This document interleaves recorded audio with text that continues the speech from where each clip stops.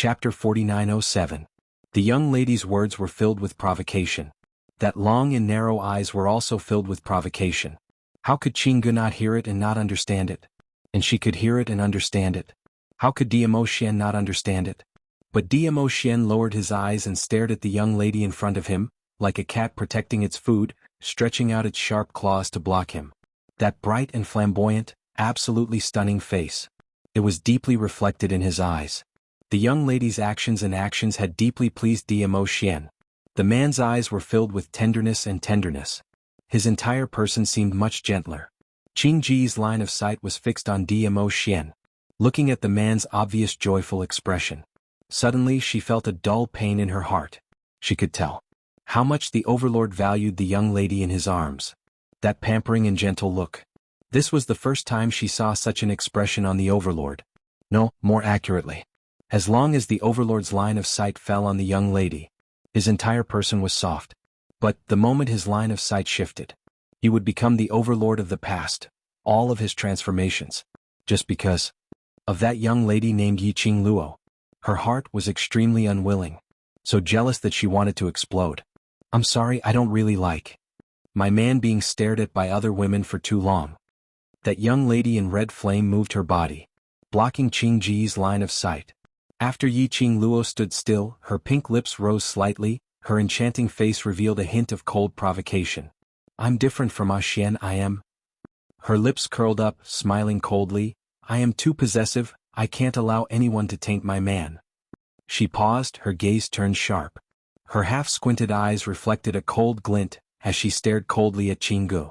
Word by word, she spat out the last half of the sentence, including in my heart, tainting. The young lady's overbearing and arrogant attitude. Extremely flamboyant. It was a declaration of its sovereignty. Qingji's exquisite and beautiful face twisted slightly. But very quickly it returned to normal. Continuing to maintain her elegance and gentleness, she ignored Yiqing and instead looked towards Diamo. The woman's voice was soft and gentle. Your Majesty, that man just now has met Master before. If he tells Master that you are here, I won't. Diamo's voice was indifferent. Even if there is, this lord doesn't mind to dig it out from the dark corners. Other than reminding Diamo, Qingying's words there was another deeper meaning. Firstly, it reminded Diamo. The current Yiqing and Zhu Wuxian had an ambiguous relationship. Secondly, Yiqing and Chu Wuxian's entanglement was unclear, which led to him being discovered by Chu Wuxian. Thirdly, it was because Yiqing believed in Zhu Wuxian and gave him a way out, which gave Zhu Wuxian the chance to complain to his lord. But, no matter what the reason was, Diamo had already rejected it without hesitation. Diamo's eyelids didn't even bother to look at her, and that deeply hurt Qingji's eyes. We haven't found any leads on Kuku. Jianghu was rejected once and felt a little frustrated, so she could only bring out the topic which Diamo was most interested in an attempt to attract his attention. Jianghu. The man suddenly opened his mouth as his voice was cold and emotionless as he called out her name. Chapter 4908. Qingji's eyes lit up as she looked at Diamo shyly and joyfully. Overlord. You can go back now. The man's next sentence sent Jianghu straight to hell from heaven. Qingji's face turned slightly pale as her voice quivered. Overlord, we don't have much time. I want to spend some time alone with Lil Luo. The man's indifferent voice cut off Qingji's words. He wrapped his arm around the young lady's slender waist as he looked down at the person in his arms. At this moment, even his voice had turned gentle. I miss her. I miss her. These three words were like a hammer, pounding heavily on Qingji's heart.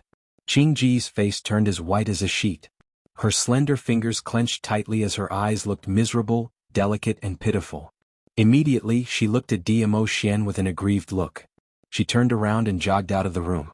Her jogging speed was slightly slow, as though she was waiting for the man to stop her. But it was impossible to stop her. Not even in this lifetime would he be able to stop her. Yiqing's eyes curved in satisfaction as she stretched out her hand and touched Diamo's head. Her slender, fair fingers caressed his silky black hair. Then she released his hair in satisfaction as her fingertips moved downwards and hooked his chin. Be good, I'll reward you. Following the young lady's words, her fingers that were holding the man's chin suddenly exerted force.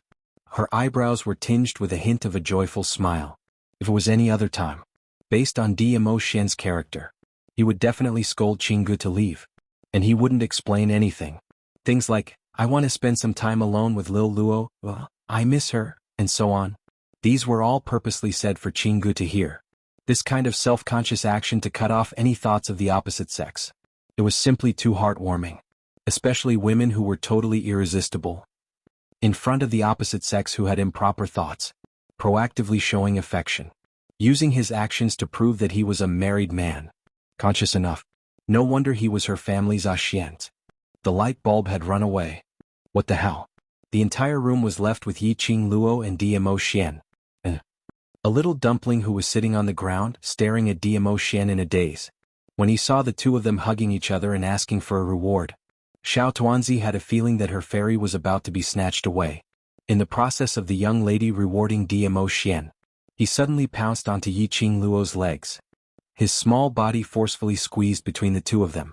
She had a small face carved out of jade, with distinct black and white, round and lively big eyes. She was very cute. Dmo Xian lowered his head and looked at the little dumpling who was pushing him with all her might. A few rays of light flashed across his obsidian-like eyes. He bent down and picked up the little dumpling. Xiao Tuanzi was so frightened that she immediately grabbed hold of Dmo Xian's collar. His shimmering purple robe was messed up by the scratches. He was not angry. He just used his hand to pinch Xiao Tuanzi's face.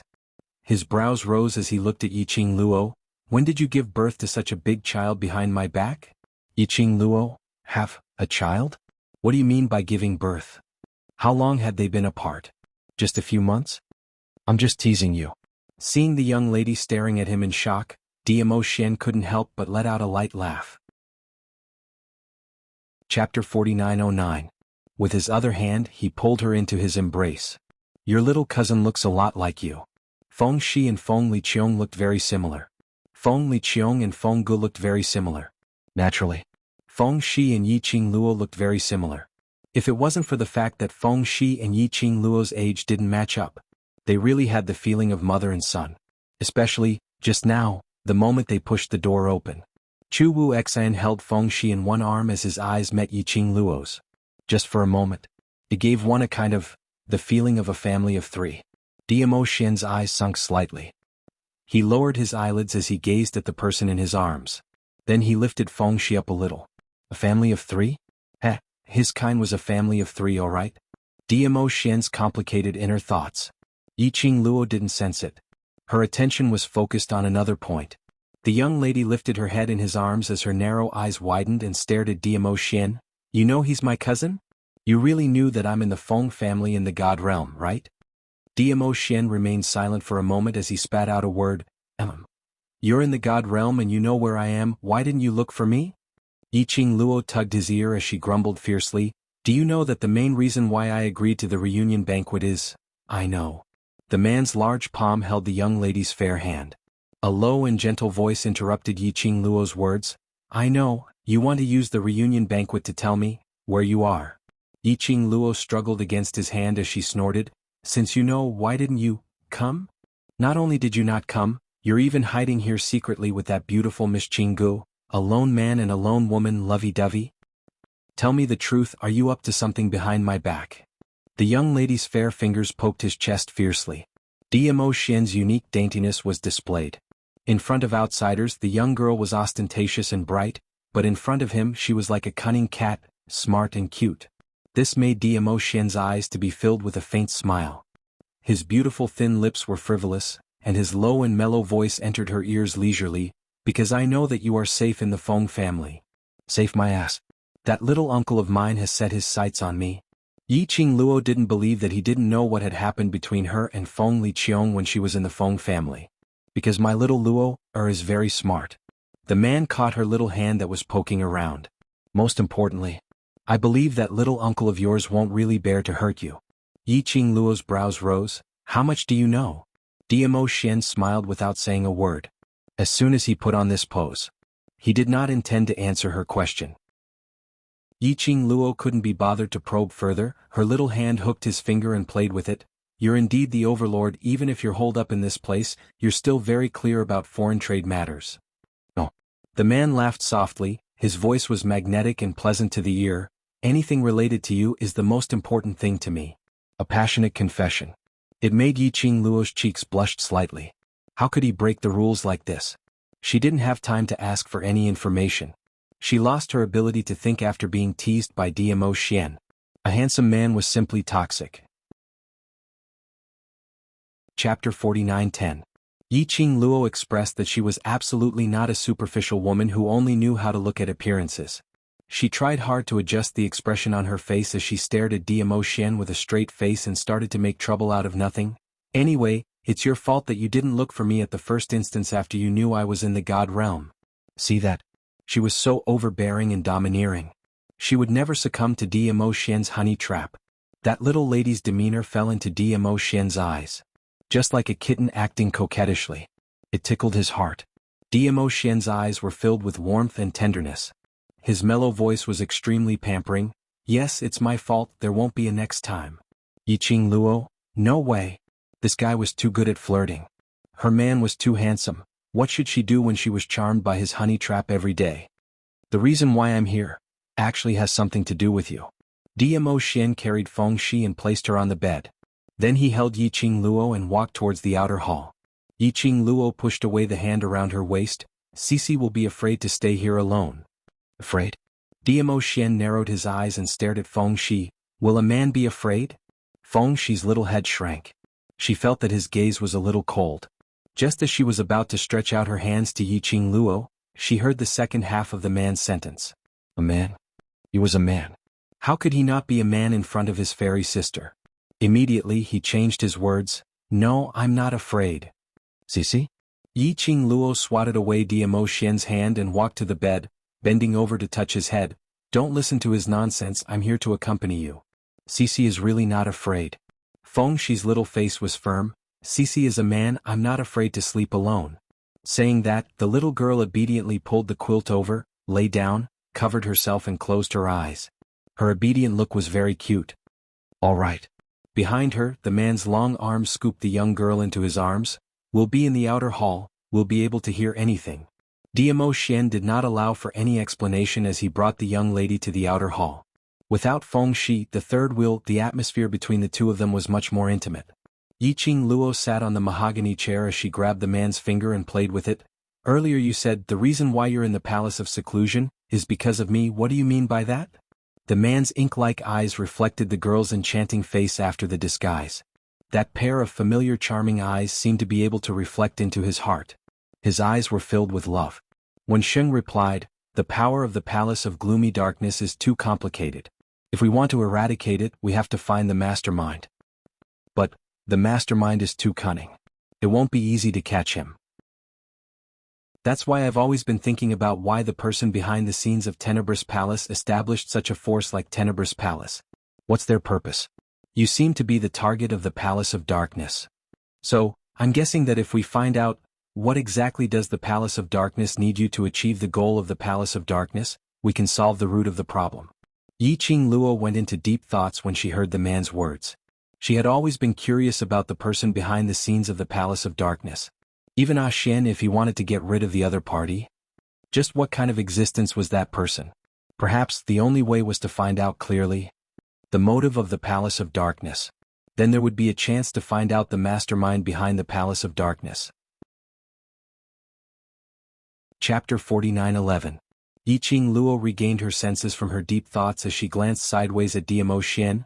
Her little face was still pretending to pout coquettishly. Then, what has this got to do with you and that woman hiding here quietly? DMO Xian laughed lightly. Initially, when I wanted to send the azure aqua threads back to you, I received news from the Imperial Palace that I've been investigating. His slender fingers gently touched the little face of the girl who was pretending to be angry. So, I went temporarily. Yiqing Luo grabbed his hand. You found out the motive of the mastermind behind the secluded palace? From what he had said before, Yiqing Luo deduced it. And DMO Xian nodded. Moreover, that motive is related to you. He leaned over slightly. His deep inky pupils were fixated on Yiqing Luo without blinking. His eyes were very solemn. Under the night sky, it shone with a cold light. The people behind the gloomy palace are looking for a place. It said that as long as we find that place, we'll be able to obtain the treasures within. Yiqing Luo. Why did this rumor sound so fake? It felt like some kind of scam organization was spreading unhealthy thoughts here. We want to build a harmonious society, to be a prosperous, strong, democratic, civilized people. This kind of baseless rumor could not be believed, could not be believed. Dmo Xian looked at the young lady's rich expression and couldn't help but curl his thin lips. He continued, there's still the second half. Yiqing Luo tried to probe, the one who gets the treasure, gets the world? Dmo Xian didn't expect Yiqing Luo to know about it. He remained silent for a moment and nodded. Yiqing Luo? He. The world I'm talking about here doesn't just refer to the God realm. Dmo Xian pondered for a moment as his eyes darkened. If we were to let all the big realms in this world merge back together, the world will definitely be in chaos. Do you believe that there's such a treasure? Yiqing Luo suddenly asked. Dmo Xian replied without any hesitation. I don't believe you. I don't believe it either. Yiqing Luo lowered her eyes. There are at least 20 to 30 realms in the world, if not 10. Even if you have the ability, you don't have the life to control it. Everything in the world had a balanced law of survival. If all the realms were to be united, how should the people of the major universes, big or small, with different abilities, levels, habits and priorities be controlled? Eventually there would be chaos. But the mastermind behind the Nether Palace believed it. Dmo Xian's eyes deepened. Moreover, this treasure indeed exists. Exist? Yiqing Luo's brows rose. You set up this base in the Palace of Secluded Darkness, just to investigate the location of that treasure? Dmo Xian's eyes softened even more, his eyes filled with smiles. His girl was really smart. It was only a few words. He had already guessed the gist of it. He held the young girl's fair and delicate hand. Even if this treasure can't take over the entire world, it shouldn't be a problem to take over the entire God realm. Once the mastermind behind the Palace of Gloomy Darkness takes over the God realm, it won't be long before the destruction of the other realms. Yiqing Luo's vision had not been focused at all as it was fixated on their hands which were interlocked. Looking at the intertwined fingers of the two of them, she muttered to herself for some time. When she opened her mouth again, the expression on her face had already changed into a solemn and serious one. The place which the mastermind is looking for. Don't tell me. Has something to do with me?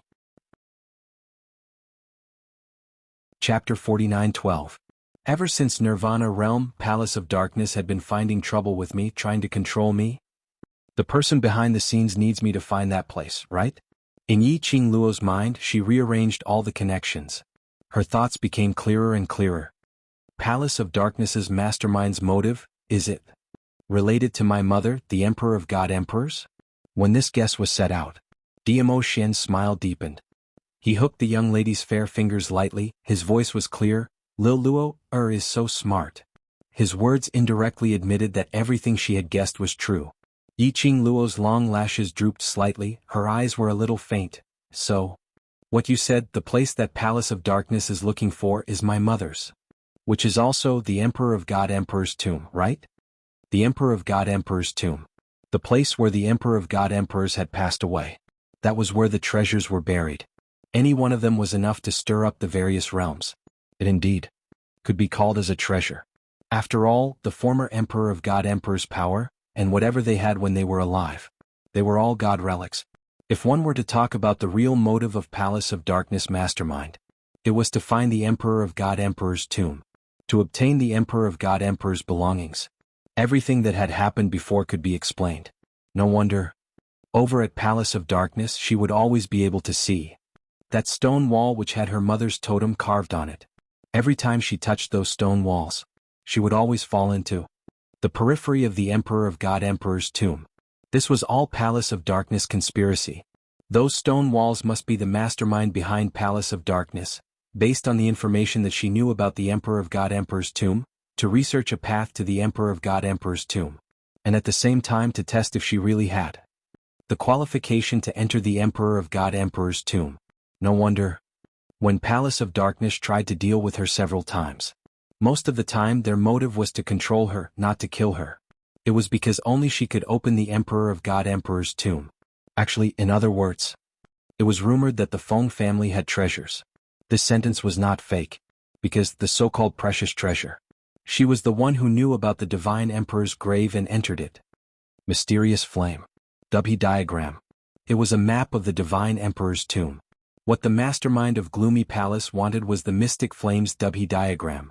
What Feng Liqiong wanted, the so-called treasure of the Feng family, was probably the Shenyan Dubhe diagram. Apart from the map, there's also the method to enter the tomb of the Divine Emperor. It's also extremely complicated. Even that person from the Palace of Gloomy Darkness doesn't have a clue. Dmo Xian didn't refute Yiqing Luo's guess as he gently embraced her in his arms, but I'm guessing that the biggest key should still be you. After thinking through all these things, Yiqing Luo's feelings were rather complicated. Her head was pressed against the man's chest, feeling the warmth from his body. His cold body and uneasy heart gradually calmed down.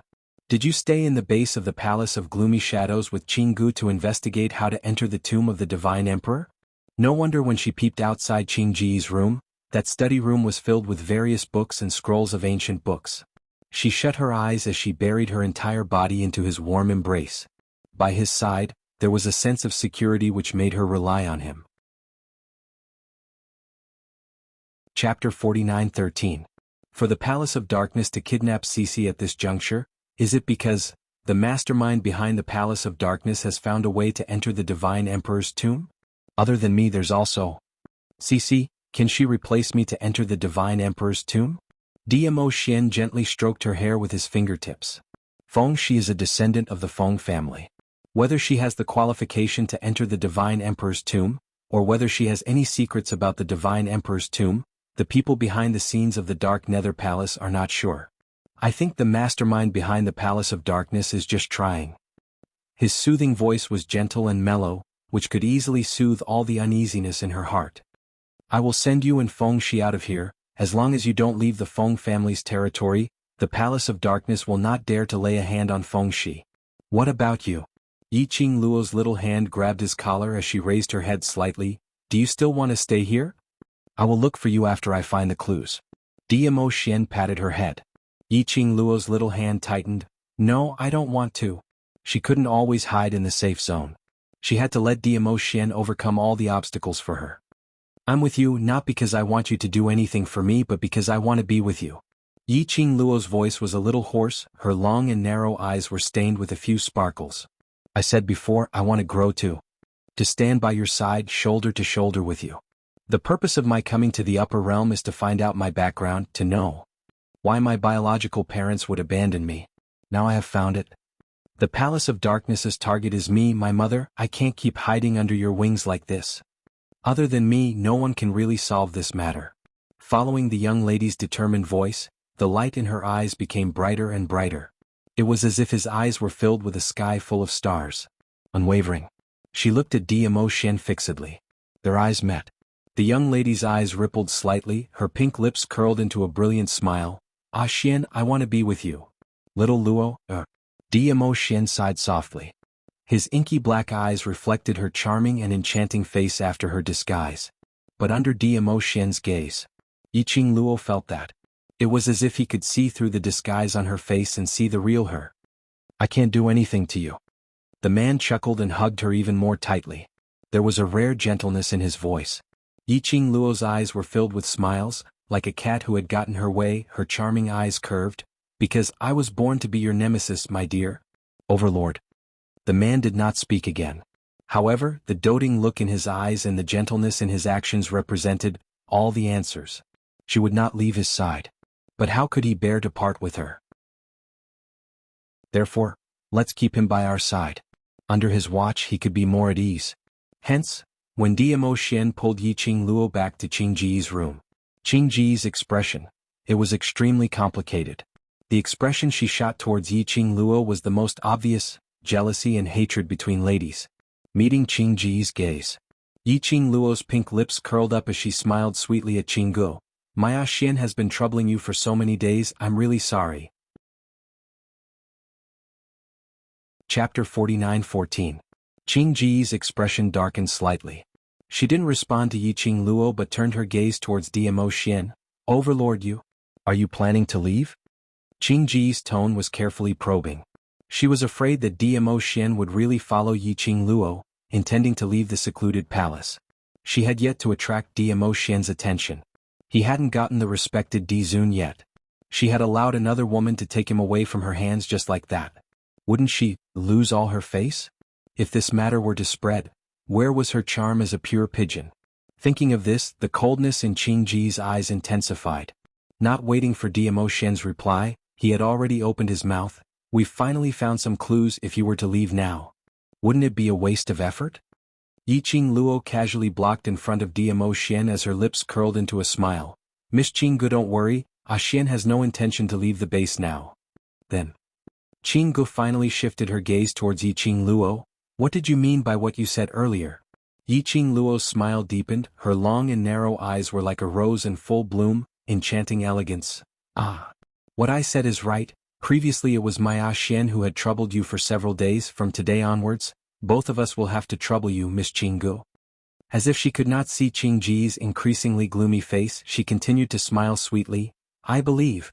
Miss Qinggu, you will not reject me, right? Qing Ji's face darkened and she clenched her fists. You want to stay here too? Well, a woman. Wherever Xian is, I will naturally be there. Yiqing Luo replied with a smile. You two aren't married yet, right? Qing Ji's breath caught in her throat. Looking at the intimate posture of the two, she clenched her fists so hard that her fingertips turned white. Yiqing Luo tilted her head as she giggled. As long as I want to, I can even get married now. Qing Ji's gaze was filled with complex emotions as she looked deeply at Diamo Xian, as though he was anticipating Diamo Xian to say a rebuttal. However, the man didn't even glance at her from the corner of his eyes. His vision fell onto Yiqing Luo's figure without blinking. As though in his eyes, other than Yiqing Luo, he couldn't see anyone else. Qing Ji's breathing quickened. There were a few times when he wanted to open his mouth and tear apart the girl's provocative and bright smile that was filled with mockery. But in the end, she suppressed the impulse in her heart. Her delicate eyebrows were slightly furrowed. Her gentle and elegant face revealed her noble majesty. She pursed her lips and said in a deep voice, Miss Feng, it's not that I don't want to take you in, but this is the territory of the Palace of Darkness after all. She purposely emphasized the word, take in, and smiled coldly. The Overlord is staying here because I believe in your strength.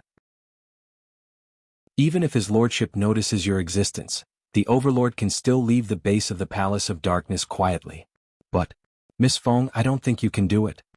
Her judgmental gaze sized up Yiqing Luo from head to toe. His eyes were filled with mockery and disdain.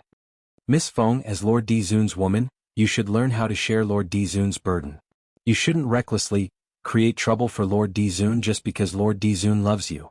Qing Ji's every word was belittling Yiqing Luo. In Qing Ji's eyes, Yiqing Luo was merely a cultivator with low ability. Chapter 49:15. The only one that was presentable. Could only be. The identity of Feng family's Mississippi. The most important thing was Feng Qing Luo. This Feng family's miss was not legitimate. She was merely the Feng family's adopted daughter on a whim. If she were to appear, presumably, the Feng family would not offend her just for this adopted daughter. Qing Gu thought in this way as the disdain in her eyes deepened. Facing Qing Ji's sarcasm, Yiqing Luo's expression had not changed at all. Her eyes were still curved as the ends of her eyelids arched upwards, curling into a glistening expression. That enchanting face was as exquisite as a blooming rose, blooming with the most dazzling elegance. Regarding this point, Miss Qinggu need not worry. Yiqing Luo's voice was clear and melodious, like pearls falling on a plate, extremely pleasant to the ears. I can't, Xian can. He will protect me. As Xian's woman, actually it's not as complicated as what Miss Qinggu thought. As for me, as long as I stay by Xian's side enjoying his pampering, that's enough. Yiqing Luo hugged Diamo Xian's arm, leaning her head towards him, smiling sweetly. Women should be pampered, doted on, loved. But for someone like Miss Qinggu, at such an age, still alone, you should not understand this feeling. Qing Ji's expression before Yiqing Luo's words finished seemed to be covered by dark clouds. The anger in her eyes was like a blazing fire. Her exquisite and elegant face uncontrollably twisted slightly. Qinggu. Diamo Xian opened his mouth indifferently as he shot a glance at Qinggu. If it's not convenient, I will return to the Feng family with little Luo, or first. I'll have to trouble you to send the ancient books here to the Feng family. The moment the man opened his mouth, he had completely stated his stand. Qinggu was an intelligent person. How could she not hear the warning in Diamo Xian's tone? If it was any other time. Diamo Xian didn't even want to say a word more to her. These few days in Diamo Xian's base. The words he said probably did not exceed 10 sentences. But today, the words he said exceeded the sum of all the words he said these few days. However, all of this was for the sake of that girl. A complicated light flickered in Qingji's eyes. From the bottom of her heart, the thought of obtaining Diamo Xian seemed to have taken root and sprouted, twining around her body and mind. The more he behaved this way, the more she wanted him. Such a perfect and outstanding man. It should belong to her. How could that Miss Feng of the Feng family compare with her? You want to stay here? That's great. Let Feng Qingluo witness with her own eyes how her man little by little sank into her land of gentleness. When Qinggu looked up again, her expression was once again elegant and gentle. Her cherry lips curled up and her beautiful eyes focused. My lord won't be here today, so it's not inconvenient. Since the overlord has no objections, I naturally have no objections. She looked at Yi Qingluo. Miss Feng, then please stay here and stay well. Thank you, Miss Qinggu. Yi Qingluo's smile did not diminish. Following that, she raised her head and looked at Diamo Xian, displaying her lovable charm to the extreme. Ah Xian, which room are you staying in? Bring me there to rest. Saying that, both her hands hooked onto the man's neck, and with a leap she jumped into his arms. The man naturally wrapped his arms around her waist, to prevent her from falling. The action between the two of them seemed as though they had rehearsed it countless of times. It had already formed into their exclusive tacit understanding. Chapter 49:16. This one action fell into Qingji's eyes. This made the jealousy in her heart burn even more, as her brows overflowed with uncontrollable jealousy and hatred. Until she saw Diamo Xian condescending himself, as though he was carrying a precious treasure, carrying her as he turned around and left the study. Her jade-like fingers clenched tightly as the smile on her face slowly turned cold. She slammed the table heavily. The table full of books and paintings were scattered all over the floor. That damned Feng Qingluo. She must have provoked her on purpose. Intentionally being so intimate with the overlord. He had purposely shown her how much the overlord doted on her and how much he loved her. Trying to use this method to make her give up? Impossible. Princess. A black shadow suddenly appeared out of thin air and knelt down respectfully in front of Qinggu. Do you need me to share princess's worries? No need. Qingji's eyes were gloomy, her elegant face revealed a trace of noble arrogance. It's just a man, there's no need for you to do anything. She raised her delicate eyebrows, slightly raised her chin and arrogantly said, The overlord is a prey that I have my eyes on. Towards prey. I prefer to tame them myself. You better hurry up and find out the secret of the Palace of Darkness as soon as possible. My lord is too sensitive. The longer time passes, the easier it is for your existence to be discovered. Qingji's eyes sunk like a deep pool as deep as the sea.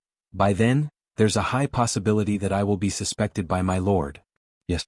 The black shadow's tone was solemn. After spitting out a word respectfully, the figure disappeared into thin air as soon as it appeared. The room fell into a dead silence once again, as if everything that happened earlier was just an illusion. Diamo Xian carried Yi Qingluo all the way to the room next door. Pushing the door open, the room was filled with the unique sandalwood scent from Diamo Xian's body. Yi Qingluo circled Diamo Xian's neck, raised her brows and looked at him. Looks like that Miss Qinggu treats you quite well. The room she arranged for you is in line with your style. Diamo Xian put her down. Still jealous? Jealous? Yi Qingluo snorted coldly. Is she worthy? Could a rival in love, that posed no threat at all, be considered a rival in love? At most, she was just a die-hard fan of Diamo Xian. You're not jealous? Why do you look so pale? Diamo Xian's slender jade-like fingers pinched her face as he gave a low chuckle. It's all right to admit that you're jealous. I like to see you being jealous because of me. He took the girl's hand and held it tightly. I like to see you, blocking my way, blocking other people's covetous eyes. I like to see you like a female warrior, declaring your sovereignty. I like seeing you care about me. The man's gentle and mellow voice was like fine wine, seeping into her eardrums and flowing into her heart. Yi Qingluo felt slightly tipsy. Her cheeks were flushed and her heart was beating rapidly. She felt as if she was floating on air. This man, she began to speak words of love. It was really a little hard to control. When did he become so good at flirting? The girl's eyes were filled with shyness. The man moved closer. Why aren't you saying anything? Yi Qing Luo lowered her head and raised her hand to block that peerless handsome face that she couldn't control and pressed it back. Yes, yes, yes, I'm jealous, alright? Seventh Miss Who Likes Trash. Lord Overlord, please be gentler with your love. Seventh Miss Who Likes Trash. Lord Overlord, please be gentler with your love. Chapter 49:17. Her outstretched hand. She was held by the man's large palm. Beside her ear was his deep, husky, and mellow laughter. It made Yi Qing Luo's heart itch. She pushed him away and jumped onto the bed. Leaning against the headboard, she hugged her knees and glared at him. In times of crisis, we need to build a harmonious socialism. Prosperity, democracy, literacy, harmony, freedom. Stop flirting with me. Socialist core values do not allow it. Diamo Xian. There was a faint melancholy that he didn't know where to start from. Yi Qing Luo put on a serious face. That Qinggu, can you really trust her? Diamo Xian sat down beside her. There's no need to believe me, I just need her position in the Palace of Nether Gloom to make it easier for me to move around. I think, there's something about her that makes me feel very uncomfortable. Yi Qing Luo shifted her body over and leaned on him. It's better to be careful. If your honey trap fails and she bites back, we'll be in deep trouble. Diamo Xian's thin lips curled up frivolously as he glanced sideways at her and pinched her little face. My little Luo, is really getting more and more powerful. Yi Qing Luo grabbed his hand. You've long sensed it? Yes. Diamo Xian held her little hand and pinched it in his palm. Her motive should be the same as the person behind the Nether Palace. We don't have to interfere. Sit on top of the mountain and watch the tigers fight? Yi Qing Luo raised her brows as her pink lips curled into a teasing smile. Are we going to sit back and reap the benefits? Diamo Xian's fingers which were pinching her little hand paused as he looked at her solemnly. You can sit on the mountain and watch the tigers fight, but don't think of reaping the benefits of the fishermen. You don't have to care about the dispute between the two forces. Yi Qing Luo didn't ask why as her long and narrow eyes narrowed slightly. Then what about you? Diamo Xian froze for a moment and pulled her into his arms. Don't worry about me, I won't do things that I'm not sure of. That is to say, you will participate in their dispute. Yi Qing Luo's head leaned against his chest. Her voice didn't reveal much emotion. Diamo Xian's arms tightened. Because I have no choice but to interfere. She could hear the hoarseness and nervousness in the man's voice. She reached out and circled his waist. She pressed her face against his chest. He listened to the heartbeat in his ears. She sighed softly and said, But do you think this is something that I cannot participate in just because I don't want to? Diamo Xian was silent. Yi Qing Luo's little head arched slightly. Ah Xian, if their motive is all for the God Emperor's tomb, then there's absolutely no lack of me. As my mother's daughter, this is my unavoidable fate. Ah Xian, I know, you will definitely protect me so I'm not worried at all. The man's low sigh floated down from above. The two of them hugged each other and did not speak again. The next day, calculating the time, it should be morning. The base of the Palace of Darkness was still dark. Outside the door, a large red lantern flickered and emitted an extremely faint light. Under the darkness, a ray of light approached from afar and stopped at the door of the room. An elegant and pleasant voice came from the door. Lord Dizun, can you get up now? I asked the kitchen to prepare some of your favorite breakfast dishes. Yi Qing Luo's charming eyes rose as she looked at Diamo Xian without blinking. The young lady's death stare made Diamo Xian's body stiffen. Just as he was about to reject her, the young lady's soft voice rang first. Miss Qinggu has the heart, then I'll have to trouble Miss Qinggu to send the breakfast in. Seventh Miss Who Likes Trash. Lord Dizun, please be gentler with your love for everyone to collect. Seventh Miss Who Likes Trash. Lord Dizun, please be gentler with your love for me. Chapter 49:18. The person outside the door was stunned for a moment. The atmosphere in the air seemed to have turned much colder. Yi Qing Luo naturally felt the change in the air as her pink lips curled into a teasing arc. After some time, the room door was pushed open. Qinggu was dressed in a white muslin long dress as she walked into the room with a fairy aura. That white lotus arm was carrying an exquisite and fragrant breakfast as she walked in leisurely. Her posture was elegant and her smile was just right. But the moment she stepped into the room, Qingji's smile froze on her face. She almost couldn't hold on to the tray she was carrying. Her face turned slightly pale as she looked at the scene in front of her in shock. The young lady dressed in red was hugging a 5 to 6-year-old boy with bright eyes and white teeth. She sat on the red sandalwood chair as her fair fingers pinched Xiao Tuanzi's face from time to time, while Diamo Xian, who was dressed in a black robe, stood behind the young lady. His slender fingers rested lightly on the back of the chair. His eyes drooped slightly as his deep black eyes gazed tenderly at the young lady. Golden boy and jade girl, a perfect match. It was a déjà vu feeling of a family of three. This warm picture of a family. It was like a thorn piercing into Qingji's eyes. The expression on her face was overcast, dark and gloomy. Miss Qinggu, what's the matter? Yi Qingluo's slender eyes raised as she looked at Qinggu with a smile. That bright-eyed Xiao Tuanzi and the young lady looked over at the same time. Two similar faces reflected in Qingji's eyes. Qingji's pupils constricted. This is yours? Feng Qingluo actually had the overlord's child? How could this be possible? Look at this child's age. This meant that Feng Qingluo and the overlord had known each other for at least 5 to 6 years. Yi Qingluo lowered her head to look at Xiao Tuanzi in her arms as she slowly stood up and fought alongside Diamo Xian. Her fingertips brushed against Xiao Tuanzi's face as she asked with a smile, "My Cici looks adorable, right?" The man cooperated as he circled his arm around the young lady's shoulder. It was also an indirect acknowledgement that they were a family of three. Qinggu held her breath and stiffened.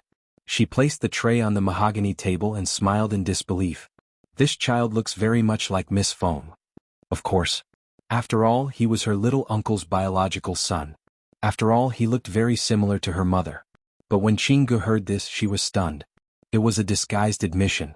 She and this little ball were indeed mother and son. Because only a mother and a son would look alike. You guys eat slowly. I still have something to do, so I'll be leaving first. After saying this, Qinggu turned around and left the room with a stiff body. Yi Qingluo placed the little dumpling on the chair and placed the breakfast in front of him while raising her eyes to look at Diamo Xian. Did she misunderstand something? Let her be. Diamo Xian didn't really care. Yi Qingluo pulled Diamo Xian along and sat down by the side. Diamo Xian looked at the gentle and attentive young lady taking care of Feng Shi as she ate, which made him think, if in the future Lil Luo also had a child that belonged to the two of them, Lil Luo would definitely be a very good mother. Child. End of this chapter. Trash 7th Young Miss. Overlord, please be gentle. Trash 7th Young Miss. Overlord, please be gentle. Chapter 49-19. She stopped feeding and stared suspiciously at Diamo Xian from head to toe. Want to view for you whole page, please, but search. The man raised his hand and held the young lady's slender wrist. His slender fingers easily picked up the breakfast in the young lady's hand. After that, he held the young lady's hand in his palm. When do you intend to marry me? He stared at her eyes and asked seriously word by word. Yi Qingluo. So exciting early in the morning? Diamo Xian's eyes were clear, his peerlessly handsome face was like a god. I also want to have a child with you. His gaze slowly slid down to Yi Qingluo's stomach. Yi Qingluo. She had just woken up and started dreaming. Diamo Xian's long arms suddenly exerted force. The young lady was immediately brought into his arms. This action. Yi Qingluo had yet to react. She bumped into Feng Shi and fell into Diamo Xian's arms. Luckily Feng Shi's reaction was fast and she immediately stabilized herself when she fell off the chair. Shi, are you alright? Yi Qingluo immediately pried Diamo Xian's hand away and held Feng Shi's shoulder as she sized him up. Feng Shi shook her little head and blinked her clear eyes as she looked at Diamo Xian timidly, as though she was afraid of something. Yi Qingluo carried Feng Shi back to the chair and turned to stare at Diamo Xian. Don't scare Shi. Diamo Xian. He looked down at his empty arms. He felt that he had fallen out of favor. His gaze was filled with hidden bitterness as he stared at Yi Qingluo. Then you hurt me, what about this? That expression was like a large loyal dog. It made Yi Qingluo's eyes soften. She stared at Diamo Xian unhappily. There are still so many things that have not been settled. How can we talk about marriage, not to mention the sacred treasure? Diamo Xian drooped his head. His thick black hair hung down slightly and scattered on both sides of his cheeks. He revealed a somewhat dispirited posture. Yi Qingluo. This pitiful, like an abandoned large cute dog expression really made one unable to bear it. This man always had all kinds of fancy ways to make her compromise. Yi Qingluo sighed and softened her tone. It's not like I'm not marrying you. In this lifetime, I will only marry you and not anyone else. I'll only give birth to your baby. So you don't have to worry at all. It was just a few simple words. And successfully smoothed out Dmo Xian's fur. Thousands of words of love. Not as good as one sentence, I won't marry anyone but you. Dmo Xian raised his head, his obsidian-like eyes sparkling and translucent. The rippling glazed light emitted a sincere and resolute light. He gazed at the young girl and said seriously and solemnly, I will marry no one else but you. A faint smile surfaced on Yiqing Luo's brows. She placed her hand on the man's large palm. Just as she was about to speak, someone tugged on her clothes. Xiao Tuanzi's crisp voice rang out, Fairy sister, Cici wants to eat that dumpling. Yiqing Luo immediately retracted her hand and turned her head to look at the edge of the table, at the stack of red bean dumplings that Xiao Tuanzi couldn't reach even if she stood on the chair. She stretched out her hand and placed the red bean dumpling in front of Feng Shi. Eat carefully, don't choke. Feng Shi nibbled on the dumpling contentedly. Dmo Xian. Damn, this lord has really fallen out of favor. He complained again as his gaze swept straight to Feng Shi. Aren't you going to send this kid back to the Feng family? Fourth watch. End of this chapter. Waste 7th miss. Overlord, be gentle with your love. Waste 7th miss. Overlord, be gentle with your love. Chapter 49-20. Yiqing Luo poured a cup of water for Feng Shi before looking at Dmo Xian. The entrance is guarded tightly by the disciples of secluded palace. There's no way out. If possible. She wanted to send Feng Shi back to the Feng family first. After all, Feng Shi was staying here. It was an additional layer of danger. Furthermore, she wanted to take the opportunity to return to inform her grandfather that she was safe. To prevent him from letting his imagination run wild at home. Feng Liqiong's side would also alert the enemy. But this secluded palace base, it was easy to enter but hard to leave. Especially under the premise that she and Feng Shi were discovered. Wanting to leave was as difficult as ascending to heaven. Dmo Xian's body leaned against the back of the chair, his peerless brows were filled with laziness, which made that elegant and handsome face even more unbridled. Lil Luo, must have forgotten. There's still me? Yiqing Luo's eyes lit up. That's right. Her dear Xian, it should be easy for him to leave the secluded palace base. She couldn't. There was still Xian. Looking at the man's arrogant look. How could Yiqing Luo not understand what he was thinking? The young lady stood up slowly, her fiery red dress fluttered and a blooming rose spun in midair. She had already walked past Feng Shi and stood next to Dmo Xian. Two slender fair hands were placed on his shoulders as she leaned slightly and smiled. Then, I'll have to trouble my dear Xian. Dmo Xian raised his brows lazily as his beautiful thin lips curled upwards, giving a devilish smile. Why? You only remember that I'm your dear husband when you need me? Every moment and every second I'm thinking of Xian. Yiqing Luo's voice was soft and tender as she bent over slightly, leaning on his body. The man scoffed, a woman's mouth is a liar. Yiqing Luo? Where did her Xian learn this sentence from? Her Xian actually learned bad things. If it wasn't for the fact that she kept the core values of socialism in mind, she would have used her big move. Yiqing Luo took a deep breath as her little hand pinched the man's face, changing her big move to a small move. Don't tell me you wish for me to carry a little dumpling every day and accompany you by your side? Dmo Xian. No, he didn't want to. It was rare to meet Lil Luo, again. He only wanted to be with Lil Luo, at all times. I don't want to fall out of favor. So, I'll have to trouble you to send Cici back to the Feng family. Yiqing Luo's eyes curved into a crescent shape. At the same time, pass a message to maternal grandfather so that he can be at ease. Dmo Xian stared at Yiqing Luo's crafty smiling face. With a flip of his hand, he pulled her into his embrace. His chin rested on her head. The voice that floated down was filled with a deep sense of helplessness. You've got me, haven't you? Yiqing Luo gave an innocent and harmless smile as she blinked her eyes and spoke seriously. My grandfather is very concerned about the man I've taken a fancy to, so when you send Cici off, you'd better put on a good performance if you can't get past my grandfather. Get married? Have a baby? This isn't something you can do. With that, the girl patted his shoulder with a serious expression. I believe that my Xian is the best. Qinggu knocked on the door once again. Yiqing Luo looked outside the door at that graceful figure, as her lips curled into a smile with unknown meaning. She got up and opened the door. Miss Qinggu, what's the matter? When Qinggu saw Yiqing Luo, her expression turned gloomy for a moment. Her gaze went past Yiqing Luo and looked into the room. I remember that child? Is the one Princess Ling Long is looking for, right? Seventh Miss who likes trash. Overlord, please be gentler with your love. Seventh Miss who likes trash. Overlord, please be gentler with your love. Chapter 49-21. After Jianghu went back. The more she thought about it, the more she felt that something was amiss. Feng Qingluo looked no more than 15 or 16 years old. Feng family had announced to the outside world that she was 16 years old. And that child looked no different from 5 or 6 years old. How could he be the child of Feng Qingluo and the Overlord? Jianghu recalled that Princess Ling Long had led the secluded palace's disciples and attendants to search for the person. She immediately understood.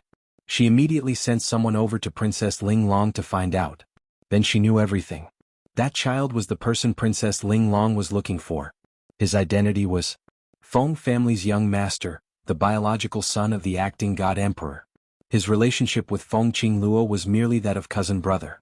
After clarifying all these, how could Jianghu still not understand? Feng Qingluo, that little slut, was teasing her. At such a young age, not even married yet, she shamelessly impersonated herself and gave birth to the Overlord's child. Shameless. Jianghu was furious and annoyed. But she still had to maintain her elegant image. In this way, the attendant Xiaoqi whom Princess Ling Long wanted to capture, it was probably Feng Qingluo? If she were to inform Princess Ling Long about Feng Qingluo and the Feng family's young master, Qingji's eyes flashed past a deep and obscure glint. Miss Jianghu only found out now? The young lady's clear voice interrupted Qingji's thoughts. I thought Miss Jianghu already knew about it. It sounded like a very normal sentence. However, Jianghu could always hear the sarcasm hidden in the laughter. Qingji's face sunk a little. The young lady was still smiling sweetly, her narrow eyes curved and the corner of her eyes outlined a little ripple, which made her enchanting face even more attractive. So, Miss Jianghu wants to tell Princess Ling Long? Yiqing Luo tilted her head, vividly displaying the young lady's innocence. This purity and innocence. This caused Jianghu to feel even more frustrated in her heart. She really couldn't understand. How could the high and mighty Overlord be the same as those ordinary people? He actually liked this kind of unpresentable lady? She thought that based on the Overlord's identity and status, those who were worthy to stand by his side must be iron-blooded, outstanding ability, and able to share the Overlord's worries. But not like this Feng Qingluo. Apart from a slightly passable face, there was nothing else. What else was outstanding about it? The Overlord was actually such a shallow man? The more Jianghu thought about it, the more vicious her eyes became. She narrowed her beautiful eyes and sneered, your suggestion is not bad. If I tell Princess Ling Long, neither you nor the young master of the Feng family will live. I'm so scared. The girl pretended to be scared and patted her chest. Her long and thick eyelashes blinked. Then she changed the topic and smiled. But, Miss Jianghu, I'm afraid you've forgotten that I still have a Xian. She gently touched her chin with her slender fingers and smiled brightly. Before Princess Ling Long came, A Xian must have already brought us away from the base of the Palace of Darkness. The pigeon's original intention was to see the young girl panicking, but it didn't expect to be fed a mouthful of dog food instead. Was he showing off to her, provoking her? One Jianghu clenched her fists tightly, her gaze swept across the room. Where's the Overlord? He saw that I don't have a good appetite, so he went to prepare some food for me. Yiqing Luo casually replied. Seventh Miss who likes trash. Overlord, please be gentler with your love. Seventh Miss who likes trash. Overlord, please be gentler with your love. Chapter 49-22. An invisible display of affection was simply a critical hit. This was clearly a blatant provocation. How could Jianghu tolerate it any further? Miss Feng, you are at least considered as the Overlord's woman. I don't expect you to be of any help to the Overlord, but at least, don't drag him down. In her eyes, the Overlord was as noble and elegant as a god. He was actually preparing food for a woman? Was this still the Overlord that she knew? Qingji's words. All of them were belittling Yiqing Luo. Yiqing Luo blinked her eyes as she explained seriously, it's not that it can be considered as such, but it is. She repeated every word, not just now I am the Overlord's future wife. She finished her sentence with a serious face. Her pink lips curled into a sweet smile. May I know from what standpoint is Miss Jianghu speaking these words to me? The words that came out of that smiling young girl's mouth were particularly piercing. No matter how dumb Jianghu was, she could tell that this innocent-looking young lady was not someone easy to deal with. The so-called innocent look was merely a facade to deceive the overlord. Not waiting for Jianghu to speak, the young lady's long and narrow eyes were already curved as she slowly walked towards her. The fiery red dress was like an excited fire elf, burning with a seductive flame. The young lady seemed to be stepping on a sea of fire. She curled her pink lips into a sweet and soft smile, but her long and narrow eyes were filled with an oppressive aura. Miss Jianghu knows of my existence, but she purposely sends flirtatious glances at Xian right in front of me. Miss Jianghu, do you want to be my Xian's concubine? Ji's pupils suddenly congealed. An obscure hurricane surged in her eyes. She was a dignified princess. How could she possibly be someone's concubine? This was simply a humiliation. However, the young lady seemed to be unable to see Ji's gloomy expression as she smiled sweetly.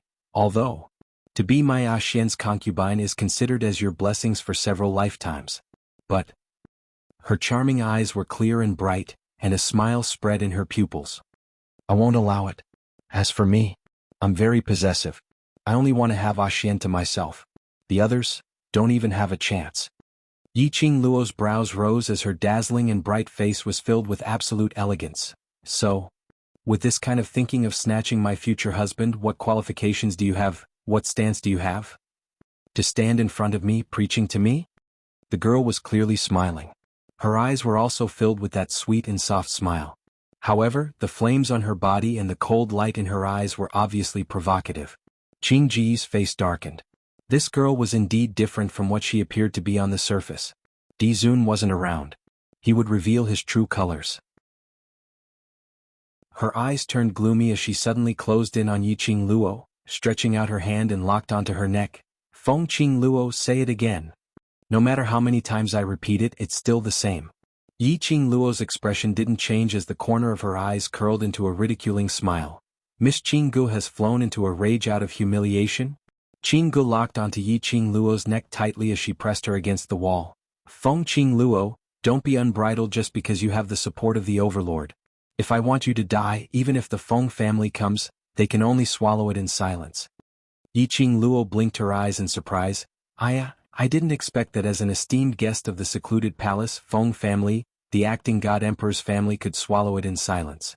Miss Ji's real identity, don't tell me? Chapter 49-23. Ji's expression congealed. A trace of evil aura appeared in the depths of his eyes. The 5 fingers on the young lady's slender neck were filled with murderous intent. For a moment, that elegant and noble lady instantly turned into an Azura-killing god. What do you know?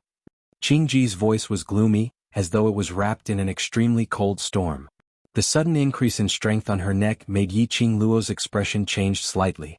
But although Ji's murderous intent was strong, but the strength was not to the extent of taking one's life. It was probably because of some misgivings. Luo moved her neck and her fair hand slowly covered the back of Ji's hand. She didn't try to pry Ji's hand away. She just carelessly poked Ji's hand bit by bit. Her voice was languid and calm.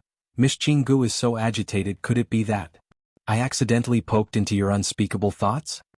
Ji's eyes were covered with frost, murderous intent. What on earth do you know? Originally I didn't know anything, but now it makes me curious, what secrets do you have? Luo's slender brows rose slightly, her eyes filled with a smile. Miss Jianghu, why not? Satisfy my curiosity? I'm afraid you won't live to know. Jianghu stared at Luo's eyes, as though trying to see if she was lying from her eyes. Luo blinked her eyes. Really? Then you can give it a try. The young lady intentionally raised her neck so that she could easily clasp her neck. But you need to think about how to explain to Xian. Ji's hand suddenly froze.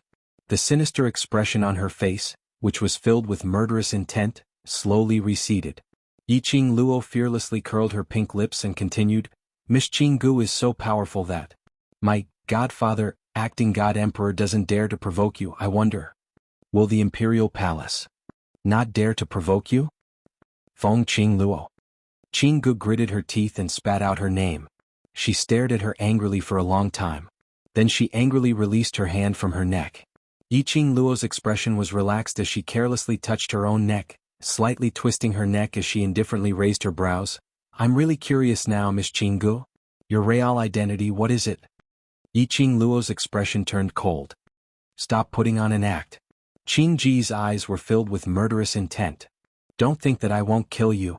Indeed you don't dare. Yi Qingluo's lips curled up in ridicule without any hesitation. Do you think I'm like that kind of little white rabbit who doesn't know how to retaliate even if you bully me? Her fingertips gently brushed against her neck. On her jade-white neck that seemed to be giving off a velvet glow, the red mark from being pinched was really obvious. The corners of the young girl's lips curled into an evil smile, like a deadly and enchanting poppy that slowly bloomed. Miss Qinggu, you have to be careful of your own body. Acting. Qinggu snorted coldly, totally disregarding Yi Qingluo's words. But when she spat out these two words, his head suddenly felt dizzy. It was as if a gorgeous flower was blooming in front of him. He staggered and stumbled, leaning against the wall before he could barely regain his balance. Qingji's face turned pale. You? What did you do to me? Since Miss Qinggu treats me as your love rival, then you should understand your love rival well. Yi Qingluo smiled warmly as she watched Qinggu fall to the ground due to dizziness. Know yourself and know your enemy, then you will always be victorious. Chapter 49-24. She squatted down and met Qingji's gaze. I am most proficient in poison. She casually grabbed a lock of Qingji's hair and said, Before you kill me, why don't you think about how to detoxify it? You. Qingji's face contorted in pain. You're despicable. Despicable? Yi Qingluo raised her brows as her fingertips brushed past her forehead and gave a harmless smile. I am a vengeful person. Miss Qinggu wants to kill me, how can I remain indifferent? She suddenly loosened her grip on Qingji's hair. The lady fell heavily onto the ground. She gasped in pain. Yi Qingluo stood up and looked down at Qinggu. Since Miss Qingji's ability is way above the Feng manner, then I believe Miss Qinggu has a way to detoxify it even if you don't need me. I shall not force Miss Qinggu to lower your noble head to me. I hope the next time we meet, Miss Qinggu will have the chance to kill me. Her words fell. Her fingertips moved and a flame feather fan was gently fanned. The hurricane swept Qinggu, who was lying on the ground, and pushed her out of the room. Bam. The room door was closed and Qinggu was locked outside. Yi Qingluo remained silent for a moment and quietly went close to the door and looked outside. Qinggu, who had been thrown to the ground, had a face as pale as a sheet of paper and was slightly twisted and hideous. Her fingers were curled up weakly. She was angry, but she couldn't muster up any strength. Even the profound chi in her body seemed to have disappeared. Like a cripple lying on the ground, unable to move. Yi Qingluo stood by the door and stared at Qinggu. About half a stick of incense later, a black figure silently approached the clear pigeon. Yi Qingluo had yet to see the appearance of that black shadow clearly. In front of her, there was no one else. Qinggu was taken away by that black figure. Yi Qingluo's brows rose as she wasn't too surprised. She squatted here and stared. He wanted to see exactly what kind of power stood behind Qinggu. She saw Qingji's reaction earlier. Presumably, the power behind her. It was an unspeakable secret. By the time Diamo Xian returned, it was already 8 hours later. In his hand was a large basket of fragrant and delicious desserts and dishes. Smelling that smell, Yi Qingluo knew that this was done by Feng Pe. Have you sent Cici back? Yi Qingluo held Diamo Xian's hand as she rubbed her head against his body.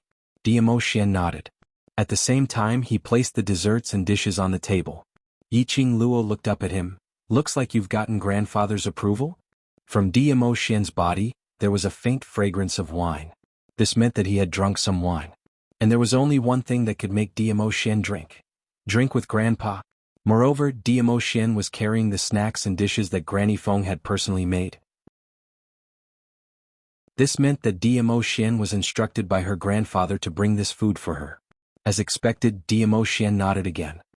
He placed the wooden chopsticks in Yi Qingluo's hands and pressed the young lady onto the table. Have a taste. He looked down. The man's vision fell onto the young lady's fair neck. For a moment, the gentleman's eyes seemed to be gathering a storm as his eyes were covered with frost. Your neck? What's the matter? He pressed the young lady's shoulder as he bent over slightly and looked at her neck. Seventh Miss who likes trash. Overlord, please be gentler with your love.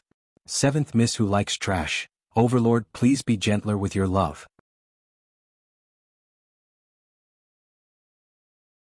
Chapter 49-25. The young lady's skin was exceptionally fair. So even the slightest trace was extremely clear and visible. Is it Jianghu? The man's tone was slightly cold. Yiqing Luo held his big palm and shook her head. It's all right, it doesn't hurt. Diamo Xian's eyes were filled with a thin layer of coldness. How dare she lay her hands on you? The man's low and hoarse voice was like a sharp ice needle. Don't worry, she is after all the Overlord's woman, she will not be bullied in vain.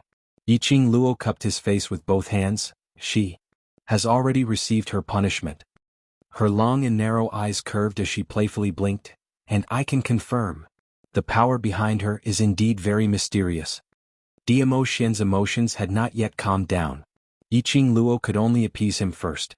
After appeasing Diamo Xian's anger, she then concisely told Diamo Xian about her conversation with Jianghu. Diamo Xian's slender fingers gently stroked the mark on the young lady's neck, his eyes filled with heartache. Yiqing Luo smiled. It really doesn't hurt, she was worried about you so she didn't dare to be ruthless. There will be no next time. Diamo Xian's voice was hoarse. No matter where I go, I will tie you up and bring you along. Yiqing Luo's pink lips pouted. All right.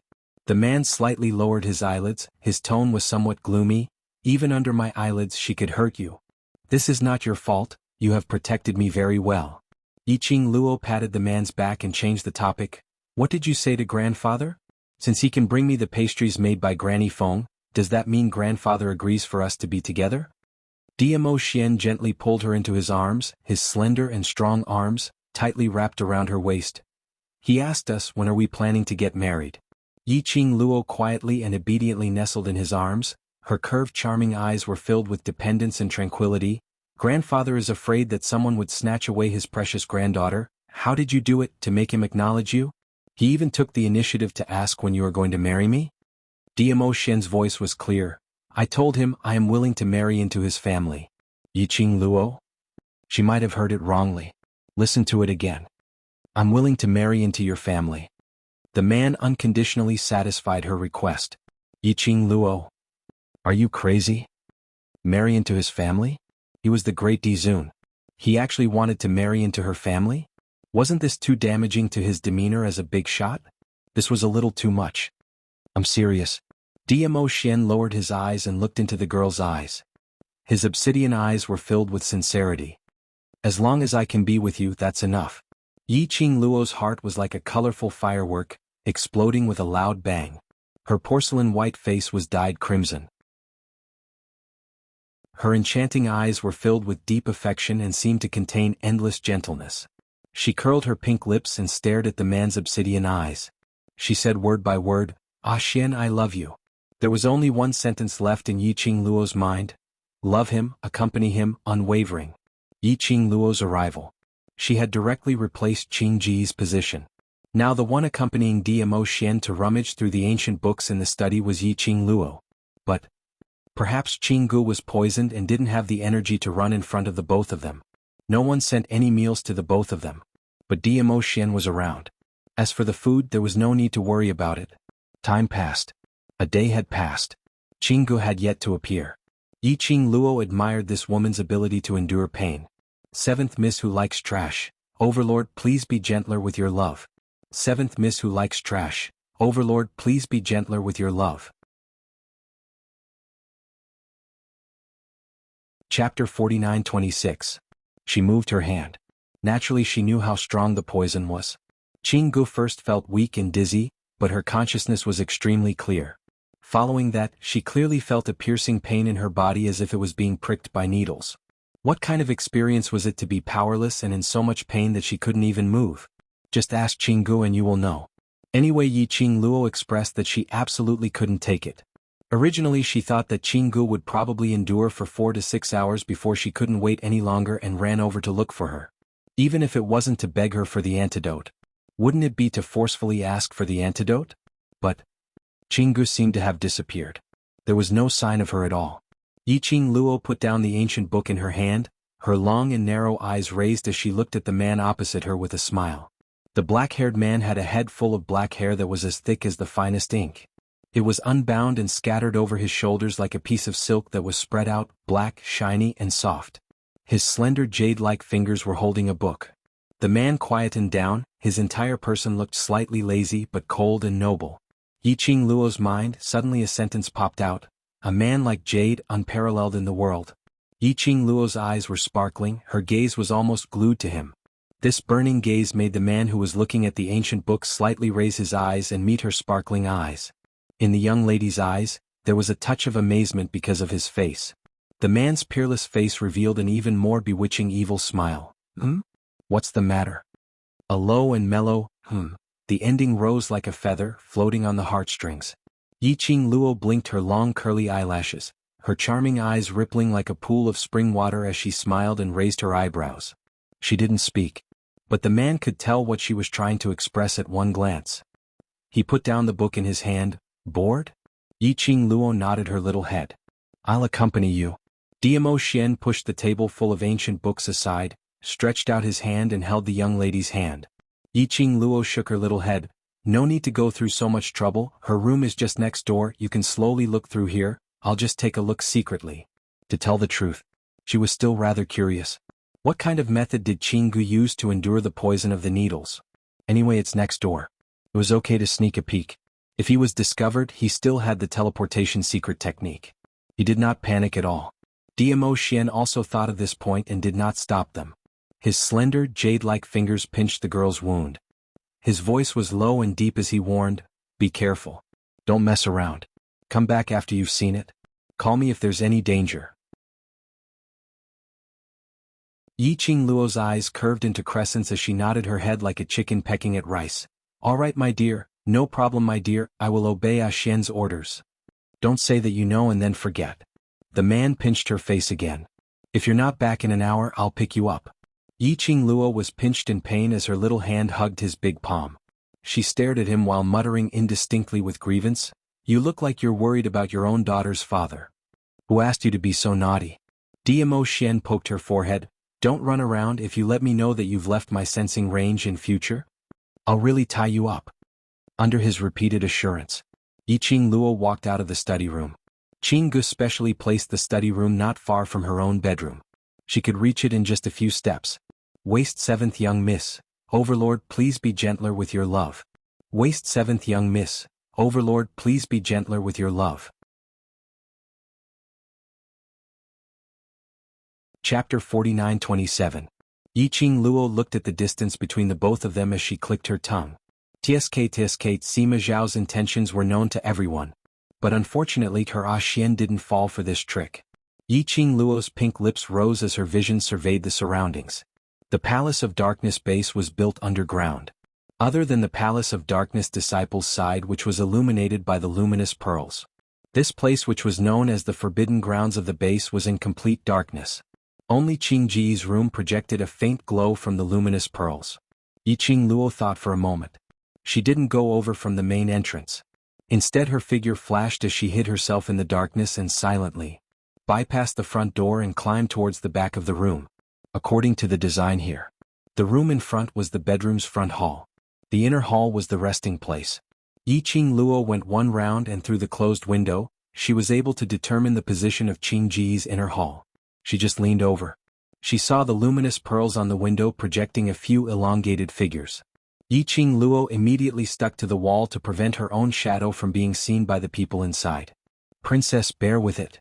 An old voice which was intentionally suppressed was heard from inside the room. She could faintly hear Qingji's suppressed moans. Then after a while, that moan seemed to be unable to be suppressed. It turned into a painful scream. Just a cry. But very quickly it was blocked by something. Quick. Hold the princess down. That old voice anxiously commanded. The shadows in the room swayed as the footsteps were messy. Yiqing Luo listened and there were about 4 to 5 people inside and all of them had extraordinary abilities. The room was in a mess. After some time, that painful moan started to slow down. Grand Warlock, can the poison in Princess's body be cured? The person who asked was an extremely young-sounding lady. The old voice sounded tense as though he was unwilling and helpless. I've tried my best. Who is it that dares to poison the princess? Another man gnashed his teeth in anger. The old man who was addressed as Grand Warlock spoke in a deep tone. If you want to cure Princess, you can only let Princess tell us who the person is and we will ask for the antidote. But the Princess doesn't want to say anything. I know who it is. A cold male voice rang out. That distance made Yiqing Luo jump in shock. Because the voice came from right in front of her, very close to her. In other words, she and the man in the room were only separated by a window. What the F***ck? Scared the hell out of me. Yiqing Luo's body tensed up, not daring to move recklessly. Who is Huan Tu? The woman asked anxiously. The cold man's tone was very cold. The princess was poisoned, but you are not willing to say who it is. There can only be one person, and that is... No. Qing Ji's hoarse voice spat out the words with difficulty. Princess. When the people in the room heard the clear pigeon's voice, they immediately rushed forward with concern. Qinggu warned him word by word, Huan II, do not say anything. I will never bow down to her and ask for the antidote. He could hear it. Qinggu was in extreme pain as she spoke. Your Highness, your body cannot be delayed any longer. The Grand Warlock's tone was a little anxious. If you drag on any longer, the poison will spread throughout your entire body. I'm afraid. Your future days will be ruined. Qinggu didn't say a word. The woman persuaded, Your Highness, are you willing to spend your days in this way? Don't you want the position of Mirage King anymore? Trash 7th young mistress, Lord Di Zun, please be gentler with your love. Trash 7th young mistress, Lord Di Zun, please be gentler with your love. Chapter 49-28. Qing Ji's breathing stagnated for a moment as she spoke in a hoarse voice. How can this poison hurt me? Your Highness, this poison. The Grand Shaman was a little ashamed. I've only read about this kind of poison in the ancient books, but I have no idea what kind of poison it is and how to cure it. Useless. Qinggu reprimanded him sternly. You can't even cure a useless poison. What qualifications do you have to be the Grand Shaman? Qing Ji's words were full of anger, not leaving any face for the Grand Shaman. The Grand Shaman's face turned red, embarrassed and angry, and he didn't say a word. The woman quickly broke the deadlock and comforted her gently. Your Highness, you can't be angry now. Tell us, who is the person who poisoned you? I won't beg her, I can snatch it. The woman was Qing Ji's personal maid, Huan Luo, and she could tell that Qinggu was feeling awkward at this moment. Snatch. Qinggu snorted lightly, her tone was full of ridicule. Do you think you can snatch it? She was the one who suffered. Hadn't she thought of forcing Feng Qing Luo to take out the antidote? But that slut had the Overlord by her side. With the protection of the Overlord, no one could get close to that slut. What's more, it would alert the enemy. If the Overlord found out the existence of the power behind her, the Overlord would definitely investigate thoroughly. Isn't the person who poisoned the princess a useless person? Huan Luo was puzzled. Useless person? In front of the window, the man who was addressed as Huan San spoke indifferently. Which useless person do you think can make the princess suffer? Huan Luo. It seemed like there wasn't anyone. Their clan's princess was one of the strongest among them. She was the hope of their clan. To be able to make the princess become like this. How could he be a useless person? Huan San. Qinggu shouted angrily. Huan San turned his head away and didn't say a word. He turned his head. Huan San's gaze was directed towards the direction of the window. Under the bright light of the luminous pearl, he could vaguely see a black shadow moving outside the window. Huan San's expression froze as he shouted, Who is it? He suddenly made a move, slapped open the tightly shut window and flew out. Huan III, what's wrong? Who's outside? The expressions of the people in the room changed greatly when they saw Huan III's movements. They all cautiously rushed out. Outside the window, under the illumination of the luminous pearl, there was no sound. It was a deathly stillness. There was no one around. There was no sign of life either. They chased after him. He looked around. Huan III, didn't you find someone? Why don't I see anyone? Someone asked. Huan III's expression was cold. He furrowed his brows and looked around suspiciously.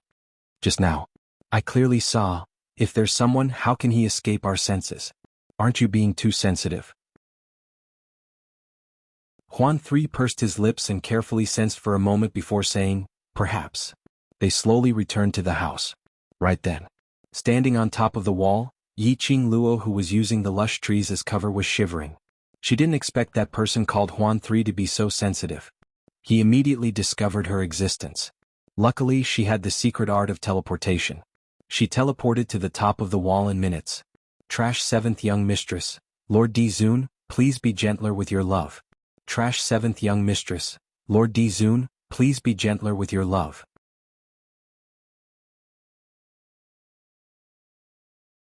Chapter 49-29. She retracted all of her aura. Even her breathing was extremely careful. Those people didn't discover her. She who was hiding in the dark. She even saw those people's looks clearly. That person called Huan San was dressed in black, his hair combed neatly, and there was a long sword by his waist. From his attire he should be a secret guard.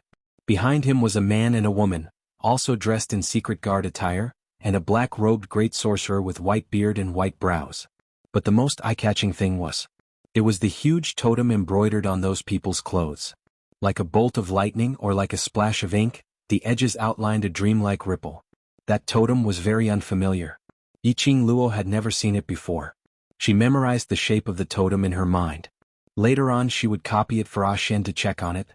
Through the broken window, the few people in the house had already disappeared without a sound. Leaving behind Jianghu, who was lying on the bed with a face full of pain, her body twisting slightly. Yiqing Luo originally wanted to see if this Jianghu had really found the way to cure the poison. She was so stubborn that she didn't come to beg her. Now she saw it. Yiqing Luo had no interest to stay any longer. She retracted her gaze and flipped down from the wall. The moment her feet landed on the ground, her pupils constricted, and the expression on her face darkened a little. Her feet moved and her petite figure retreated swiftly in the darkness. Following that, she turned her head and looked behind her alertly. In the darkness, a tall figure was faintly discernible. Yiqing Luo's heart tightened slightly. There was indeed someone. She had been discovered. She squinted her eyes slightly as her vision wandered around, calculating the time she left the other party's sight. But that figure's sleeves were like floating clouds reflecting into her eyes. Yiqing Luo's vigilant expression instantly disappeared. She frowned and asked uncertainly, "Zhu Wu Xen?" Yiqing Luo. In the darkness, the man's cold and slightly hoarse voice rang. Indeed, it was Zhu Wu Xian's voice. Not knowing if it was because she recognized Zhu Wu Xian, or for some other reason, she poked at Zhu Wu Xian's sore point. The man's usual cold voice carried a hint of a smile. "What are you doing here?" Yiqing Luo didn't answer his question, but instead asked back, "Why are you here?"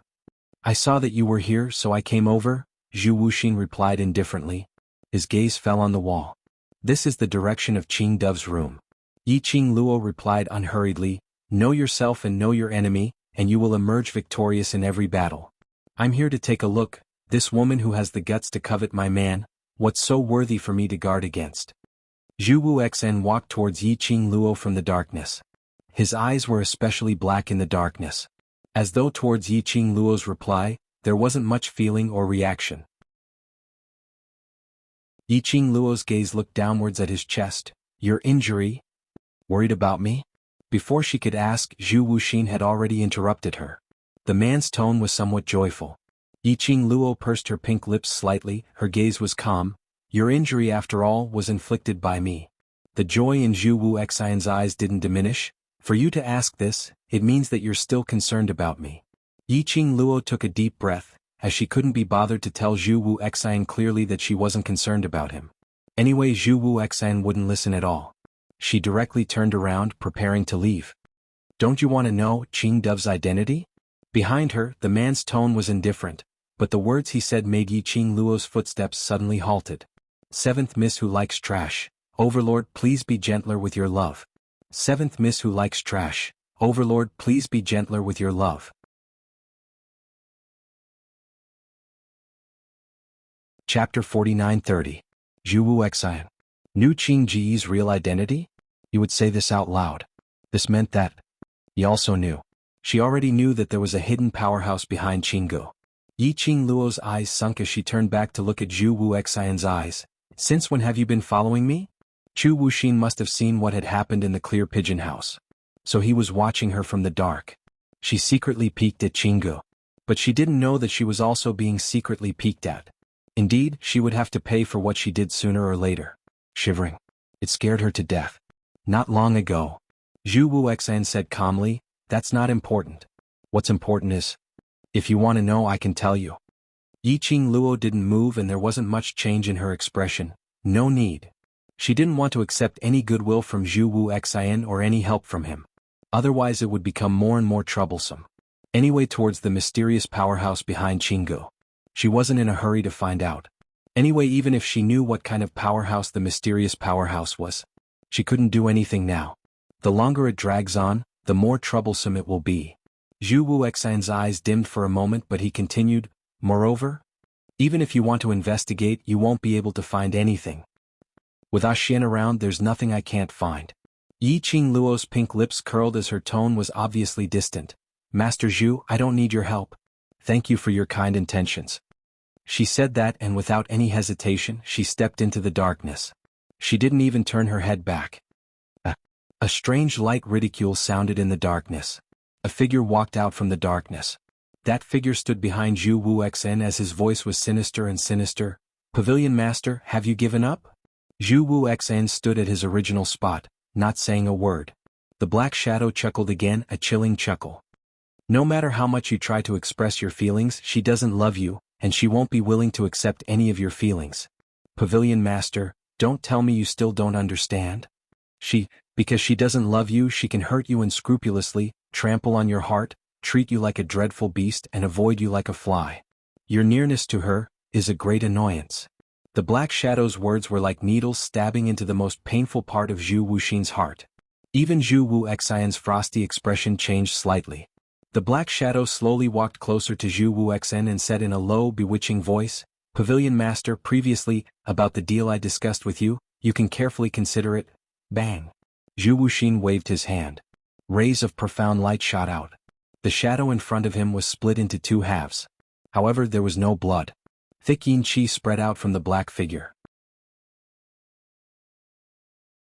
The voice of the black shadow that had been split into two continued, Pavilion Master, I'll wait for you, to change your mind. His words fell. The two halves of the body turned into dust and dissipated into the air like ashes. When Yiqing Luo returned to the study room, Dmo Xian was still sitting in front of the table flipping through the ancient books. Hearing the sound, he raised his head and looked at the young lady. His obsidian black eyes were filled with gentleness and pampering. Have you played enough? Almost went overboard. Yiqing Luo patted her chest exaggeratedly as she leaned towards Dmo Xian. Guess what I saw at Qingji's side? The young lady's mysterious look made Dmo Xian's eyes smile. He stretched out his hand and embraced the young lady. His smile instantly congealed on his face. His expression also sunk slightly. Seventh Miss who likes trash. Overlord, please be gentler with your love. Seventh Miss who likes trash. Overlord, please be gentler with my love. Chapter 49-31. His hand pressed on the young lady's shoulder as his deep inky eyes squinted slightly. Who did you meet earlier? Yiqing Luo was about to tell Dmo Xian about what she heard outside Qingji's room. Being questioned by Dmo Xian, she instantly swallowed back the words that were about to come out. The man's gaze was deep like a deep pool, unable to see the bottom. Who did she meet? Who could she meet? She just went to Qingji's place for a stroll and then Yiqing Luo's eyes widened. Zhu Wu Xian? It's indeed him. Dmo Xian's eyes flashed past a sliver of displeasure. Yiqing Luo lowered her head as she looked at herself. What's the matter? How would Xian know that she and Zhu Wu Xian had just met? Dmo Xian didn't answer her question as he stretched out his hand and pulled her into his embrace. His chin was pressed against her head. The man's mellow voice floated down. I really need to tie you to my side. Yiqing Luo? Wait a minute, what on earth had happened? What did she do? Dmo Xian had no intention to answer this question. Yiqing Luo could roughly guess. Just now, Zhu Wuxin must have done something to her body, or purposely stained her body with his scent. Which was why Dmo Xian's expression suddenly changed. Yiqing Luo allowed Dmo Xian to disperse the remaining Zhu Wu Xian's scent on her body like a childish boy. She then opened her mouth. Sir, are you satisfied? If you're not satisfied, what are you going to do? Dmo Xian lowered his eyes as his deep gaze congealed on her. Yiqing Luo's long eyelashes fluttered as she blinked. Following that, she gave a sweet and innocent smile. If you're not satisfied, there's nothing I can do. The core values of socialism don't allow it, so you can only make do and be satisfied. Dmo Xian. What fucking make do and be satisfied? Alright. He made do. I was outside Qingji's room when I saw those forces behind her. Yi Qingluo told Diamo Xian everything she heard at Qingji's place. After that, she pushed Diamo Xian's arm away and walked straight to another neat desk. She spread out a piece of paper in front of her and picked up a pen beside it. Following the shape in her mind, she copied the totem she saw on the clothes of the secret guards and the Grand Shaman, stroke by stroke.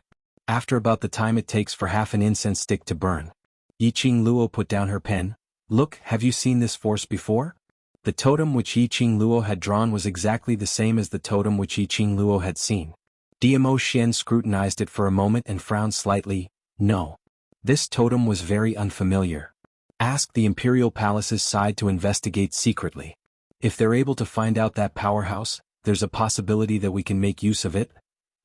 Yi Qingluo narrowed her eyes slightly. The goal of the Palace of Darkness. It was for the tomb of the Divine Emperor. The reason why Jianghu was in the gloomy palace. It was also for the tomb of the Divine Emperor. In the end, the two forces would stand on opposite sides. If he could make good use of it, there might be a chance to get rid of these two forces. That's right, Xian Zhu Wuxian said. He knows the powerhouse behind Jianghu. What kind of powerhouse is it? Yi Qingluo suddenly recalled what Zhu Wuxian said earlier. Diamo Xian's fingertips moved as he locked her chin. What he knows is his own matter, you're not allowed to ask him. I just know that a big vinegar jar like you would get jealous.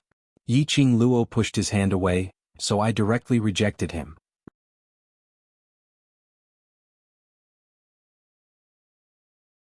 Chapter 49-32. Diamo Xian's thin lips curled into a smile as he rubbed her head. Be good. Yi Qingluo. Be good your head. You're such a bad vinegar jar. But to ridicule. Yi Qingluo didn't say it out. She adjusted her tone and said, even you haven't seen this powerhouse's totem, but Zhu Wuxian would know.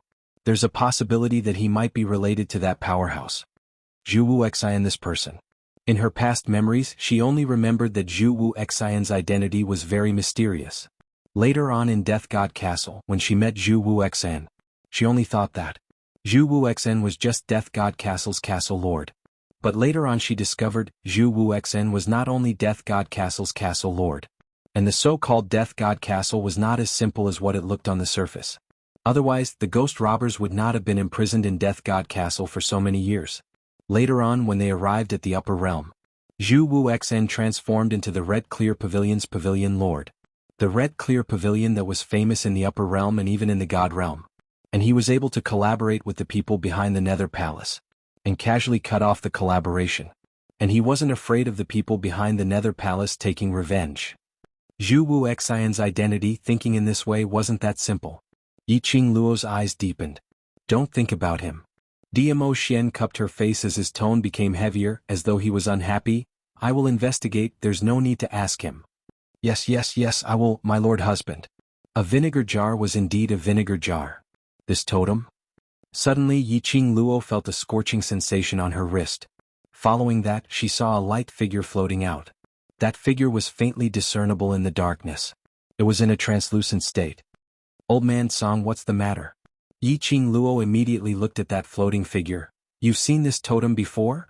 Old man Song walked several rounds around the totem which Yi Qingluo had drawn on the study table. I seem to have seen it somewhere. Old man Song recalled with difficulty, but it's been too long, I really can't recall where I've seen it before. Vaguely he felt that this totem looked familiar. However, if he thought about it carefully he would be stuck. Yes. Before you became the guardian spirit of the Azure Dew Bracelet, did you see it? Yi Qingluo probed. After Old Man Song became the guardian spirit of the Azure Dew Bracelet, he had slumbered for over 10,000 years. If he had seen it before, this also meant that the history of this force was comparable to the Feng family. That was a force even more ancient than the so-called Palace of Darkness. Old Man Song nodded his head without hesitation. Yes, I only have a vague impression of it, but I'm not too sure if this totem is the same as the one in my memory.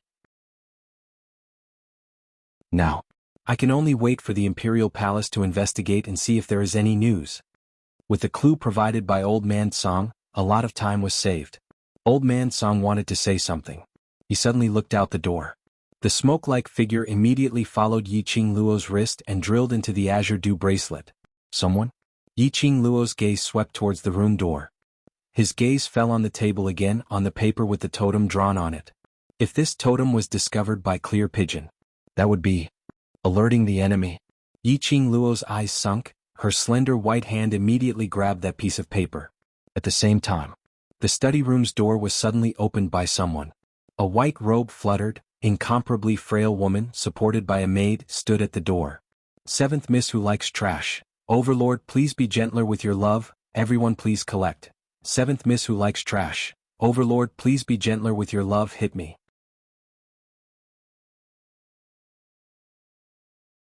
Chapter 49-33. Qingji's face was as pale as a piece of paper, with beads of cold sweat on her forehead. The maid beside her was the lady named Huan Luo. Overlord. Qingji's weak voice was soft and powerless. That look coupled with that voice. It was a pitiful painting of a beauty. After all, Jianghu had always been elegant and dignified. Suddenly becoming so weak, it made one feel sorry for her. The contrast was enough to stir one's heart. But Qingji's belly full of words were stuck in her throat. Wan's frail face froze in that instant. The scene in the study room. All her plans had been disrupted. Inside the study room, the young lady in a fiery red dress had one arm around the man's neck. The other hand was placed on Mo Xian's chest. Their posture was intimate. At this moment, both of them simultaneously turned their gazes toward the door. Tacit understanding. Warmth. Qingji's body was on the verge of collapse. The sharp pain in her body that felt like it was being pierced by needles was even more unbearable.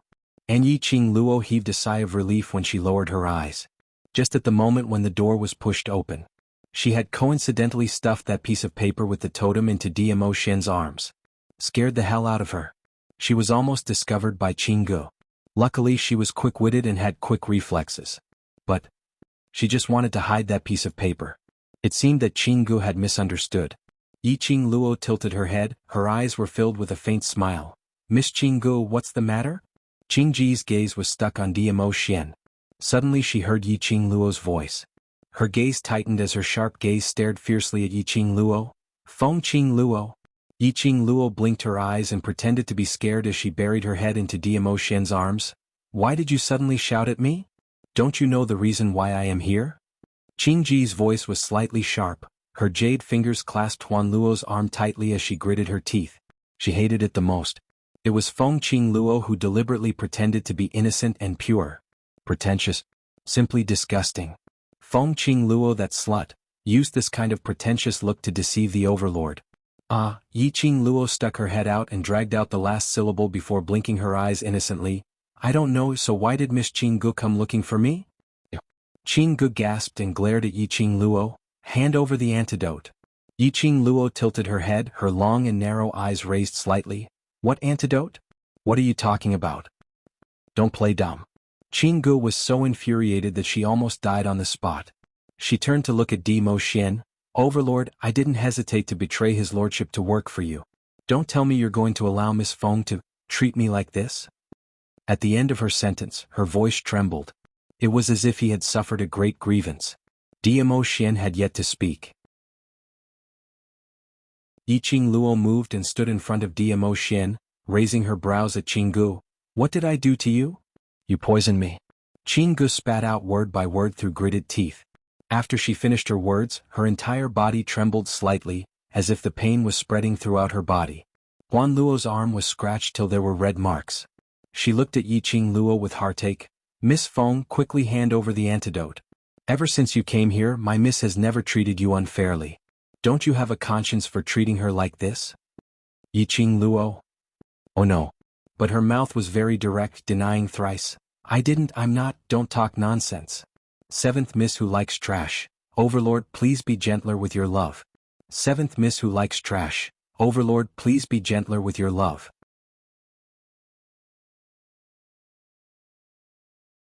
Chapter 49-34. She put on a serious look. You said I poisoned you, show me the evidence. Anyway, there was no evidence. On what basis did she say that she was the one who poisoned her?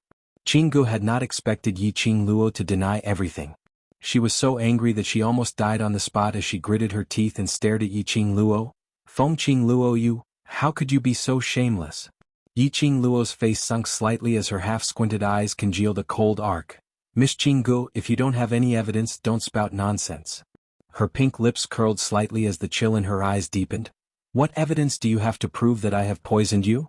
If you can't show me the evidence, can I assume that Miss Jianghu is trying to attract my man's attention and intentionally slandered me? Not only did she refute in a serious manner, she even put on a high hat on Qing Ji's head. Qing Ji's face contorted slightly as she looked at Yi Qing Luo's serious face of denying and intentionally making her hate. Her eyes turned red. A slut is a slut. She actually played this trick. In front of the overlord. All kinds of innocent and pure. But when facing her alone, she knew how to stretch out her sharp claws. This slut relied on this kind of pretentious method to cheat the overlord's trust. Miss Feng. Huan Luo had not expected this eldest miss of the Feng family to be so difficult to deal with. She looked at the princess who was trembling in pain and pursed her lips tightly. What you want, is Miss taking the initiative to ask you for the antidote? Now that Miss is here, what else do you want to do? Miss Feng, for the sake of the overlord, if you hand over the antidote now, this matter, we will let it go. Huan Luo's tone was neither servile nor overbearing. Not much emotion could be heard from it. But every word and sentence was filled with an overbearing boldness. Yi Qing Luo covered her mouth as she laughed softly. Her melodious laughter was as melodious as a silver bell. You guys are really funny. How do you put it? It seems like I'm the one who forced Miss Jianghu to look for me? What's in it for me if she comes looking for me? Huan Luo took a look at Dmo Xian and saw that from the start till the end, the man had not revealed any trace of emotion. She gritted her teeth and said, because you deliberately wanted my young miss to lower her head to you, please? I can satisfy your vanity in front of His Majesty. When Yi Qing Luo heard that, she giggled. Then has she lowered her head? Are you begging me? Huan Luo was speechless. Lower my head? How could he lower his head? Qinggu was a high and mighty princess. How could he lower his head to a slut? Not to mention, begging her. Yi Qing Luo seemed to have seen through Huan Luo's thoughts from her expression. She tilted her head and smiled sweetly like a flower. So, now you admit that you're slandering me? Huan Luo still wanted to say something. But Qinggu grabbed his wrist. Qingji's face was pale, and the cold sweat on her forehead slid down her face. Her breathing was heavy as she gasped for breath. She said word by word, to put it bluntly, you just want to see me make a fool of myself. After she finished her sentence, she gasped even harder, as though it was extremely strenuous. She shut her eyes tightly and opened them again. No matter what we do, you can't possibly. Give me the antidote. Yi Qing Luo's slender jade-like fingers held her chin, her long and thick lashes fluttered like butterfly wings. Her smile was still that innocent and harmless. Aya, you've seen through me.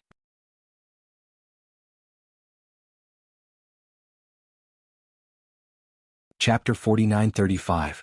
The young lady's fingers moved slightly and pressed against her pink lips as she blinked her eyes exaggeratedly. You finally admit it? Qingji's eyes widened as she stared at Yi Qing Luo. You admit that you did it on purpose. Yi Qing Luo tilted her head as her silky black hair slid down her porcelain-like delicate little face, making her look even more mischievous and adorable. What can you do even if I admit it? Her fingertips caressed her chin as she smiled innocently. So, you want to lower your head to me and beg me to give you the antidote? That obvious mocking tone sounded as if she was teasing a pet. Qingji's face, which was already pale from the pain, became even paler. She widened her eyes as anger surged in her eyes. Don't even think about it. Yi Qing Luo shrugged nonchalantly. Then you can turn around and leave now. This is my place. Qinggu was so angry that her face started to turn red again. The redness on her pale face gave her a strange feeling. Qinggu felt a fishy sweetness in her throat as if something was about to gush out. She forcefully suppressed it and turned her gaze to Dmo Xian. Overlord, you heard it? Miss Feng admitted that she was the one who poisoned me. Now, she should be able to see the true face of this seemingly harmless slut. Overlord, I am wholeheartedly only for you. Qinggu continued. I tried my best to help you to achieve your wish. But she treated me like this. Dmo Xian's deep inky eyes glanced at Qinggu indifferently. His emotions were indifferent and she couldn't tell what he was thinking. But the man's large palm was still wrapped around the young lady's waist, which gave Qinggu a bad premonition. It doesn't matter whether she is the one who poisoned me or not. The man's mellow voice was deep and husky. What's important is what she wants. The man's beautiful lips curled into an ambiguous arc. If she wants to kill someone, I will hand over the knife. Qing Ji's pupils suddenly contracted. Leaning on Huan Luo, she couldn't help but stagger a few times. The meaning of the overlord's words was obvious. Whether this poison was from Feng Qing Luo or not, he would always stand on Feng Qing Luo's side. Overlord. Qing Ji's voice was a little hoarse, as if she was about to cry. How could you do this, heartless? Yes. This man, other than Feng Qing Luo. It was so heartless that it was as if he had no feelings at all. No matter what she said, no matter how pitiful she was. He didn't even flinch. If she wants to kill someone, I'll give her the knife. She killed someone and he gave her a knife. Ha! The high and mighty Di Zun, who was like a god, he was cold to others and had an unapproachable temperament. Actually, he was not cold at all. However, all the gentleness was given to Feng Qing Luo alone. There seemed to be a whirlpool in Qing Ji's eyes, churning continuously. Her thoughts were buried under the boundless whirlpool. Sooner or later she would take Di Zun's gentleness. Sooner or later she would get the overlord and let Feng Qing Luo see with her own eyes how the overlord would give all his gentleness to her. A flame of excitement flashed across Qing Dove's eyes. She clasped Huan Luo's arm tightly, gritted her teeth and spat out a word with difficulty, "Go!" to make her lower her head to Feng Qing Luo. Absolutely impossible. Especially after being teased by Feng Qing Luo. TSK. You really have a backbone. Yi Qing Luo clicked her tongue and praised insincerely.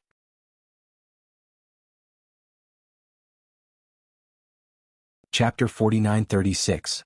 The pigeon paused for a moment. It looked like he stumbled.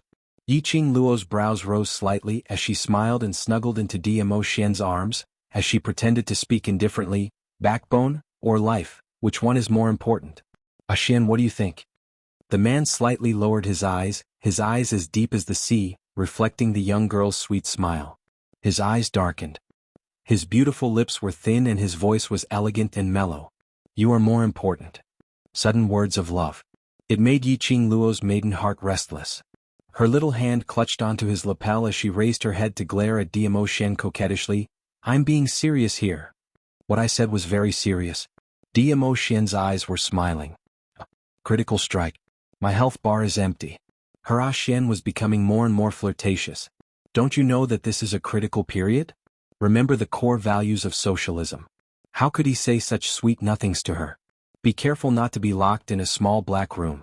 Yi Qing Luo clutched her thumping heart as she couldn't hold it in any longer. Right then. Qing Gu, who had yet to leave, heard the man's gentle and doting voice, saying words of love that she had never heard before. His body felt like it was being pricked by needles. The stab became even more painful. She clutched her clothes tightly. His chi and blood surged. In the next instant his vision turned black. Then he lost consciousness. Young miss. Huan Luo shouted in panic. The forbidden area of the Palace of Darkness was always quiet. Huan Luo's voice could be heard. This attracted the attention of the disciples of the Palace of Darkness. Very quickly, they rushed over in an orderly manner. Miss Huan Luo, what happened? The leader of the secluded Darkness Palace disciples shouted from outside the forbidden area. Huan Luo took a look at Di Xian and Yi Qing Luo, and looked at the unconscious Qing Gu in her arms. She bit her lips and carried Qing Gu out of the study room in quick steps. Yi Qing Luo and Di Xian exchanged glances. The girl's pink lips curled up slightly. Looks like we can't stay here anymore. It's all right. Di Xian wrapped his arm around her slender waist. I've already found what I wanted to find. Yi Qing Luo raised her eyes. Since you found it, why are you still staying here for? Because you're naughty. The man's voice was light, but it was full of affection. Yi Qing Luo. All right, she couldn't refute. It turned out that he was interested in the power behind Qinggu because of her. So he stayed and let her satisfy her curiosity before seeing if she wanted to leave the base of the Palace of Darkness.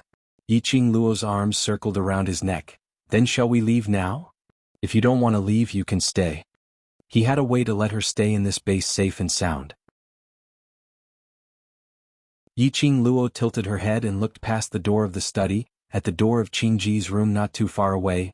If I were to leave, there's a possibility that she might die from the clear pigeon poison outbreak. Would the power behind her let her off so easily? It felt like there would be a lot of trouble in the future. It's all right.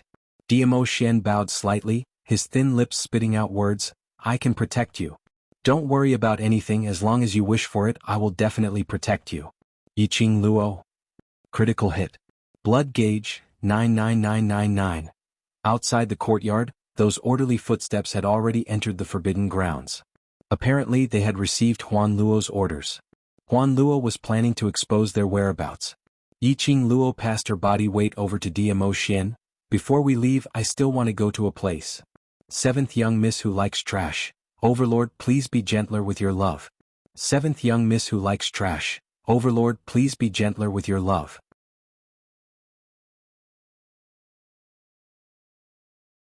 Chapter 4937. The decorations were exquisite and dazzling with numerous toys and food, just like a children's paradise in the room. The little one was staring blankly at the candied haws in her hands. That delicate and adorable little face did not have the innocence and joy of a child, but was filled with melancholy. Her delicate brows were tightly knitted into a bundle. After staring at the candied haws for a long time, the little one suddenly threw the candied haws onto the ground. A liar who deceived this princess, just a scoundrel. This princess needs to worry about him. After roaring this sentence, the little one stepped hard on the candied haws again. This princess will not forgive a liar who deceives me. But after a few steps, the little one seemed to have lost all her strength, as she stopped her stomping action and sat on the ground weakly. Her bright and beautiful big eyes stared at the candied haws which had been stepped on. Suddenly she started to cry. This cry had just started. She heard a clear and melodious voice ringing in the room. How much does Princess Ling Long miss Cici, so much that you're crying? The little one's cries stopped abruptly as her beautiful eyes widened and looked around vigilantly. Who's there? Inside the room, two figures appeared silently. A fiery lady, dressed in a fluttering red robe. A black-haired man in black robe was like a god. Ling Long's exquisite little face turned slightly pale as she stood up abruptly and took a step back. Who are you? What are you trying to do by barging into this princess's room? Her face was filled with vigilance. How did you find out about this princess's room? Are you trying to kidnap this princess as a hostage? Yiqing Luo. This little one knew quite a lot. Her pink lips parted as she released Diamo Shen's waist and walked slowly towards the little one. Then Princess Ling Long. Do you want to be my hostage? Ling Long's little face turned pale again. Then she turned around and wanted to run. But the little one who had stepped on the candied haws earlier. He turned his head and ran. Bam! Her feet stuck to the ground and she fell onto the ground. The elegant and classy Princess Ling Long fell flat on her face. The scene was a little awkward. The little man's face was red as he struggled to get up from the ground. However, the stickiness under her feet made it impossible for her to stand firmly. He cut a sorry figure. Ling Long struggled and her eyes immediately turned red. He simply sat on the ground and refused to move. At this moment, a slender and fair little hand stretched out in front of her. Ling Long was startled. She looked up and saw a coquettish face. At this moment, the face was looking at her with a gentle and harmless smile. For some strange reason, Ling Long extended her hand into that fair hand. The warm touch caused the little girl's heart to tremble for a moment, until he was pulled up by someone. Ling Long was still in a daze. Princess Ling Long, can I ask you a question? Yiqing Luo didn't let go of her hand, but slowly squatted down and looked at the little girl at the same level. Ling Long was still a little confused. What? You should have heard that there's news from the Forbidden Land. Yiqing Luo's pink lips curled upwards as her brows were picturesque. If Fengxi is really caught, how do you want to deal with her? The young lady's voice was very gentle. Like a clear spring, it flowed past Ling Long's heart, soothing the restlessness in her heart. How to deal with Fengxi? Ling Long's eyelids drooped down slightly as her voice sounded a little tense. He lied to me and made use of me. If he is caught, I want him to taste the most severe punishment from my secluded palace.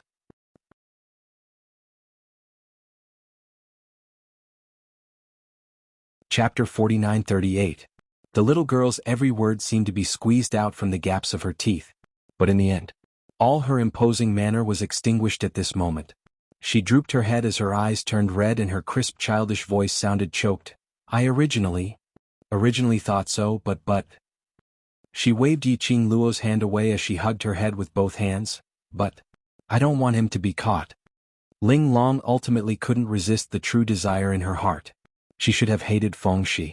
But the moment she thought of Fengxi's smiling face and the way Fengxi called her Ling Long, She couldn't raise any bit of hatred. That was her first friend. The first one. Whom she sincerely wanted to befriend. Even if he lied to her. She didn't want anything to happen to him. Ling Long's reply made Yiqing Luo's smile deepened. Indeed, it was right for her to make this trip. She didn't misjudge Ling Long. Yiqing Luo took out a handkerchief and gently wiped away the tears on Ling Long's face as she spoke in a gentle voice. Actually, when Feng she left here, she left something for you. Ling Long blinked her eyes. What is it? Yiqing Luo stuffed the handkerchief into her palm and pointed to her bed. Ling Long was slightly stunned as joy flashed past her eyes, but there was some uncertainty and hesitation. Yiqing Luo smiled and nodded at her. Ling Long remained silent for a moment as she clenched the handkerchief in her hand tightly and walked towards the direction of the bed step by step. Under the pillow she took out a piece of letter. Ling Long took a look at Yiqing Luo as she opened the letter bit by bit. She read every word on the letter word by word. Yiqing Luo didn't rush her. After about the time it took for half a stick of incense to burn. Ling Long then folded the letter neatly and raised her head to look at Yiqing Luo. You are Shaoqi. It wasn't a question but an affirmation. Yiqing Luo had no intention to hide. Did you see through it, or was it said in the letter? Earlier, when you stretched out your hand to me, I vaguely guessed it. Ling Long pursed her lips. So, you pretended to be Shaoqi to bring Cici away? Yes. Yiqing Luo admitted straightforwardly. Secluded Palace's motive for capturing Cici isn't simple. It's too dangerous for Cici to stay here. I understand. Ling Long looked at the letter in her hand. Knowing that he isn't lying to me or using me is enough. Yiqing Luo smiled. I think Cici also doesn't want you to misunderstand her, so I made this trip. She paused for a moment before continuing. Cici is very safe now. You don't have to worry. Cici, he has already left this place, right? Ling Long's distinct black and white beautiful eyes looked at Yiqing Luo without blinking, as though she had made some sort of decision. Yiqing Luo nodded her head. Ling Long clenched her tiny fists tightly. Then he stuffed the letter into his pocket. He raised his hands and stretched it out in front of Yiqing Luo. Shaoqi, catch me. Yiqing Luo? What kind of operation was this? I'll be your hostage, bring me out of this dark place. Ling Long stuffed her hands into Yiqing Luo's hands. Bring me to look for Cici. Hostage? Your Highness, are you serious? Wasn't this train of thought a little too fast? I'm the most pampered princess of Secluded Palace. As long as I'm in your hands, they absolutely won't dare to touch me. You can use me as a hostage and leave this place.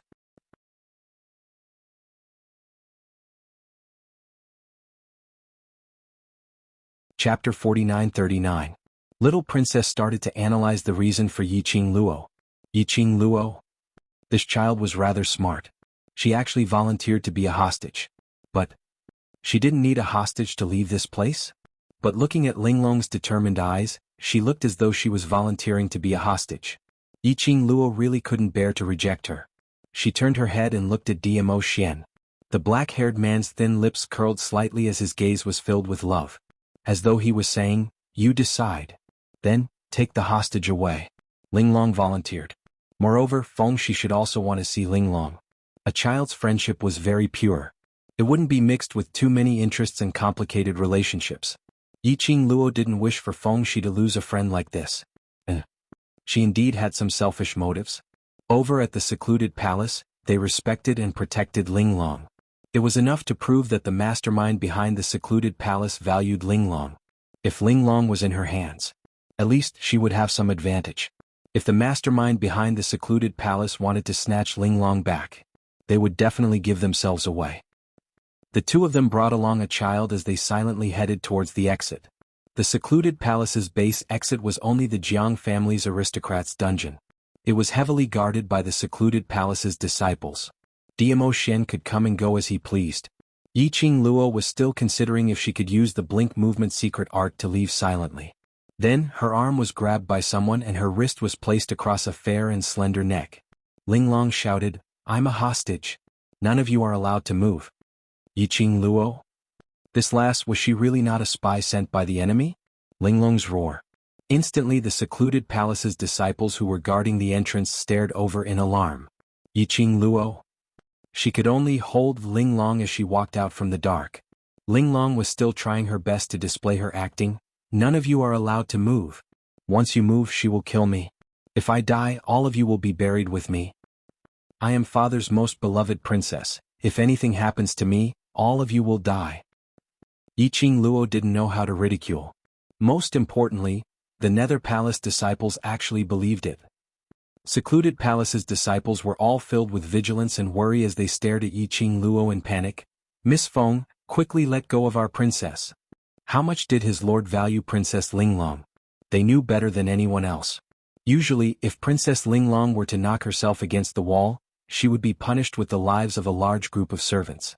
If they allowed Princess Linglong to become a hostage and even get injured, just the thought of the consequences sent shivers down his spine. The secluded Darkness Palace disciples were so frightened that they didn't dare to move. Yiqing Luo. This was probably the common saying, being overly concerned would cause confusion. She didn't have any room to play. The man in her arms tugged at her sleeves and whispered, "Let's go now." Yiqing Luo locked Linglong's neck as she slowly walked out of the underground prison's entrance. Mr. and Mrs. Jiang also arrived with hundreds of secret guards. It was a pincer attack. But because Linglong was held hostage in Yiqing Luo's hands, from time to time he would even shout and scream. Yiqing Luo had a smooth journey as she brought Linglong and left the Jiang family's aristocratic residence. In the dark, Yiqing Luo put Linglong down. The secluded palace's disciples and Jiang aristocrats' secret guards were searching everywhere. Linglong delightfully curled her cherry lips. "I'm still the smarter one."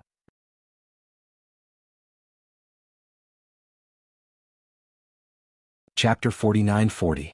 Yiqing Luo leaned against the wall and sighed softly, "You're smart, but have you ever thought about my identity as Feng family's Missy? Will they let us off?"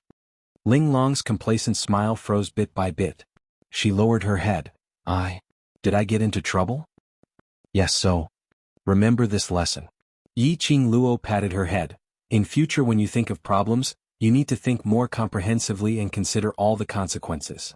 Linglong's head lowered even more guiltily. "If you know guilt, then remember what I said." Yiqing Luo pulled her wrist. "Things have already developed to such a stage, you can only be a hostage and follow me back to Feng family." Linglong nodded. After a while, DMO Xian came looking for them. The three of them headed towards the Feng residence. They just reached the Feng residence. As expected, they saw the secluded palace's disciples and the Jiang family's secret guards guarding outside. But they were just loitering outside and had no intention to barge in. Yiqing Luo squinted her eyes slightly as she vaguely noticed that a wisp of profound glow was faintly discernible in the sky above the Feng residence. "Is it an enchantment?" Yiqing Luo asked. DMO Xian nodded. "It should be an enchantment conjured by maternal grandfather." Maternal grandfather? This man, he changed his words really smoothly. The three of them avoided the secluded palace's disciples and approached the Feng residence from the side door.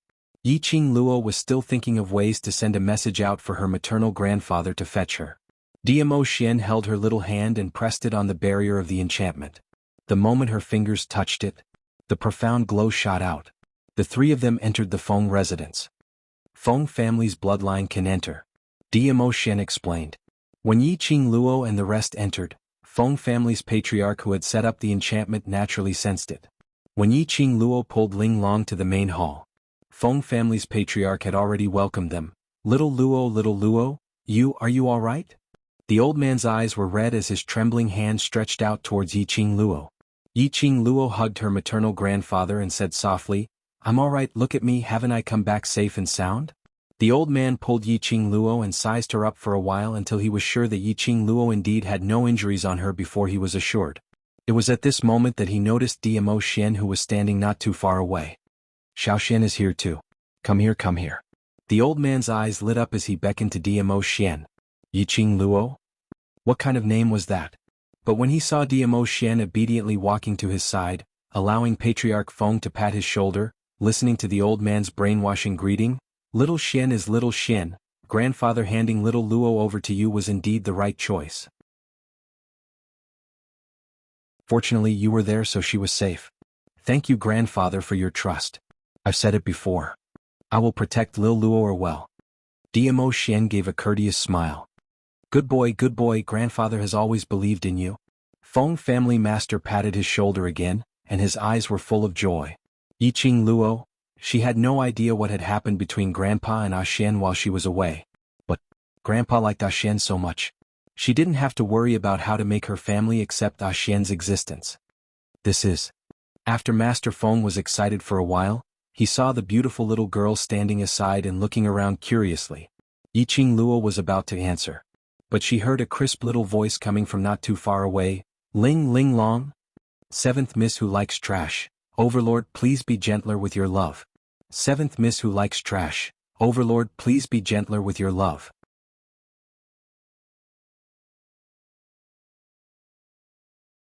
Chapter 49-41. A small figure ran towards Ling Long speedily. Ling Long, it's really you. Feng Shi grabbed Ling Long's hand with a face full of surprise. Ling Long's face was also filled with joy when he saw Feng Shi. But the next moment she straightened her face and shook off Feng Shi's hand, staring at him fiercely. Now you know to call me? Why didn't you tell me when you were leaving? Feng Shi's little head drooped. Because you weren't there at that time. You left without a word. Have you ever thought about my feelings? Ling Long bit his lower lip and continued to be fierce. Feng Shi stretched out her little hand to grab Ling Long's hand and said in a weak voice, I left you a message, Ling Long, what if I didn't see it? Feng Shi's little face turned pale as she looked at Ling Long with red eyes. Ling Long, I really didn't mean to at that time. I had no choice. He hurriedly explained, Sister took a huge risk to sneak in there to save me. I can't drag her down. The fierce look on Ling Long's face faded slowly. She grabbed Feng Shi's hand hard. Next time, do you dare to leave me like this? Feng Shi was stunned and shook her head quickly. No, no. The two little ones looked at each other and smiled. Children's friendship was extremely pure. It wouldn't be mixed with any interest disputes. Although, their positions might not be the same. But, such a pure friendship, perhaps it could change a lot of things. It was rare for Feng family's master to see his grandson like this. He looked like a real child. He stared at Ling Long with some doubts. Yiqing Luo held Feng family patriarch's arm and said with a smile, Children should play with other children, let's not disturb them. She held Feng family patriarch's arm and looked at Granny Feng. Granny Feng, keep an eye on them with the secret guards. When they entered the hall, Yiqing Luo then explained Ling Long's identity. Feng family patriarch's expression changed abruptly. What? The Princess of Abyss Palace? Why did you bring her here? Accompany Cici and be a hostage at the same time. Yiqing Luo paused for a moment and narrated the matter of secluded Darkness Palace and Jiang family's aristocrats colluding with each other, and now they were all gathered outside the Phoenix residence, ready to make trouble in a concise and comprehensive manner. A few pieces of news came down one after another. Patriarch Feng was a little confused. When Diamo Xian sent Feng Shi back. Therefore he only told him to set up a barrier to prevent anyone from kidnapping Feng Shi again. But he didn't expect things to develop to this point. Yiqing Luo supported Feng family's patriarch to sit down as she spoke with a solemn expression. Today's actions should have alerted the enemy. I'm afraid that secluded palace's side will take action soon. With how careful and cunning the Abyss Palace was, once the Abyss Palace took action, the Abyss Palace would definitely be destroyed. The entire God world would definitely suffer a huge blow. It's best to inform little uncle's side to be prepared. Yiqing Luo continued. The heavens of the God world were about to change. Everything was as Yiqing Luo had predicted. The various aristocrats in the God realm had started to show signs of being divided. Towards the Feng family who had been in charge of the God realm for a long time, the various aristocrats had long accumulated a lot of resentment. If the Feng family's acting God Emperor was recognized by the Divine Phoenix and obtained the Divine Phoenix's inheritance, everyone could still accept it. Seventh Miss who likes trash. Overlord, please be gentler with your love. Seventh Miss who likes trash. Overlord, please be gentler with your love.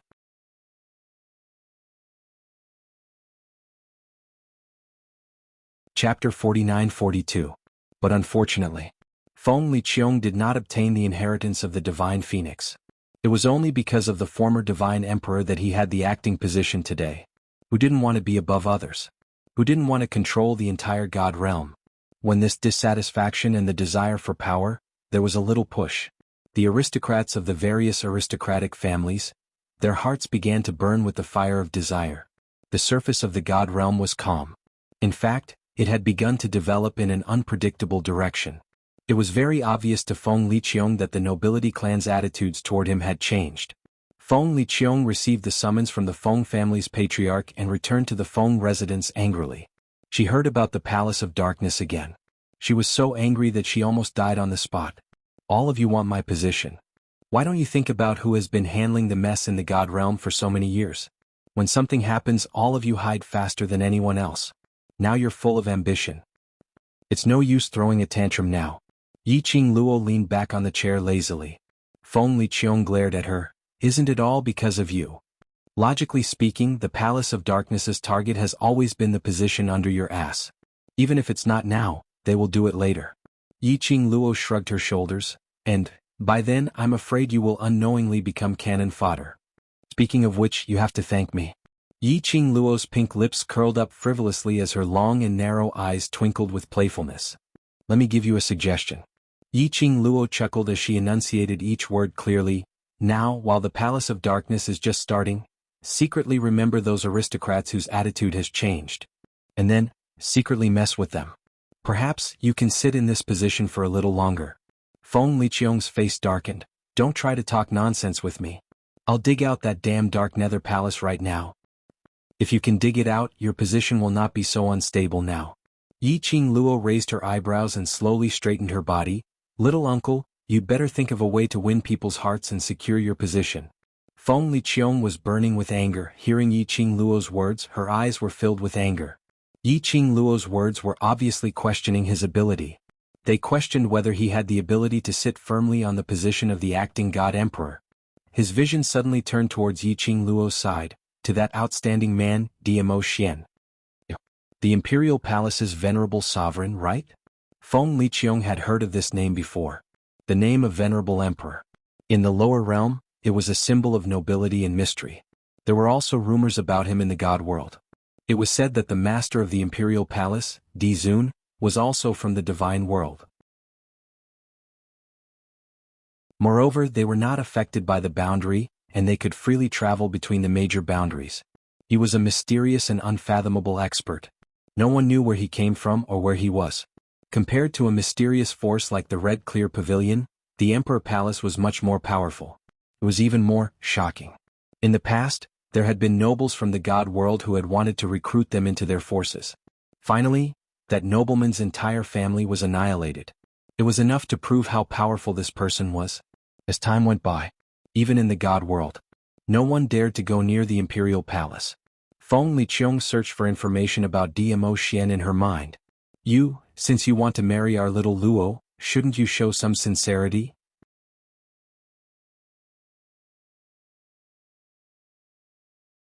Chapter 49-43. Feng Liqiong knew about the relationship between Diamo Xian and Yiqing Luo. It was just that when Diamo Xian went to the Feng family to interact with old Master Feng, he didn't come back, but from the secret guard of the Feng residence. Old Master Feng couldn't be more satisfied with this grandson-in-law, but he just couldn't stand Diamo Xian. What kind of dog was he, standing out and saying that he wanted to marry little Luo?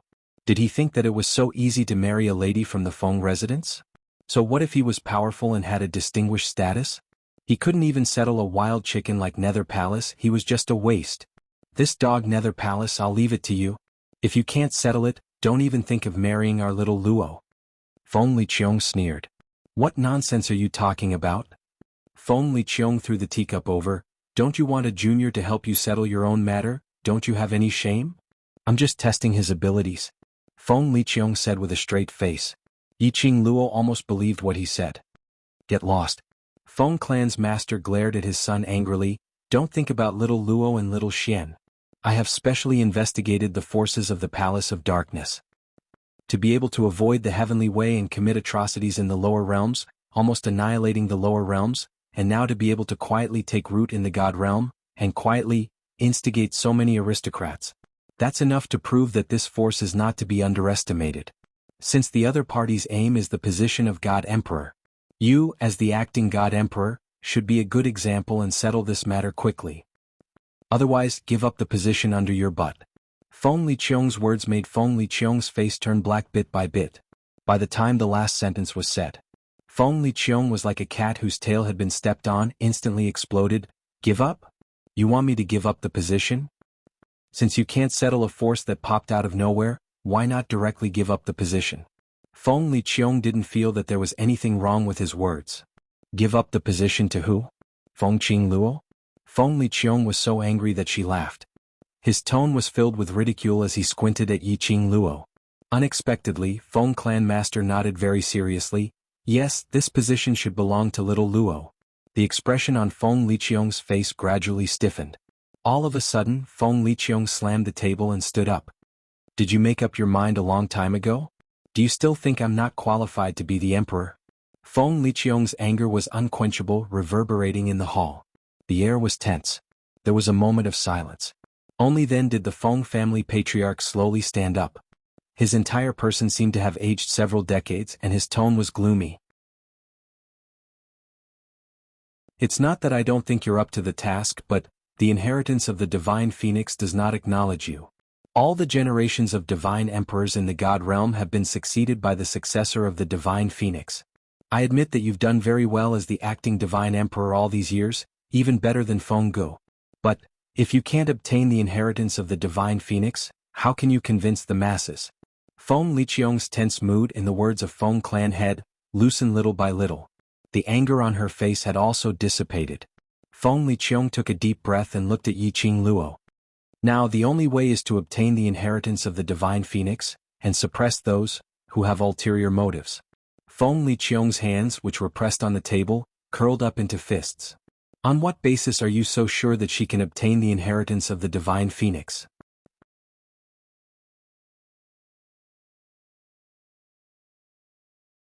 Chapter 49-44. Based on the fact that she is Xiao Ji's daughter. Feng Clan Master said each word with great strength. Feng Liqiong slammed her fist on the table again. The sandalwood table broke into pieces and fell to the ground. Feng Liqiong's position was very close to Yi Qingluo. The table shattered and splinters of wood flew everywhere. In the instant that Feng Liqiong swung her fist, Diamo Xian had already stood up and pulled the young lady into his arms. Turning his back, he protected the young lady tightly in his arms. The sawdust hit Diamo Xian's back. Feng Clan Master's complexion changed. Why are you angry? If you can't obtain the recognition of the Divine Phoenix's inheritance, then it's your own incompetence. Feng Liqiong's eyes were filled with rage. He clenched his teeth as he stared angrily at Yi Qingluo, and then stared at Patriarch Feng.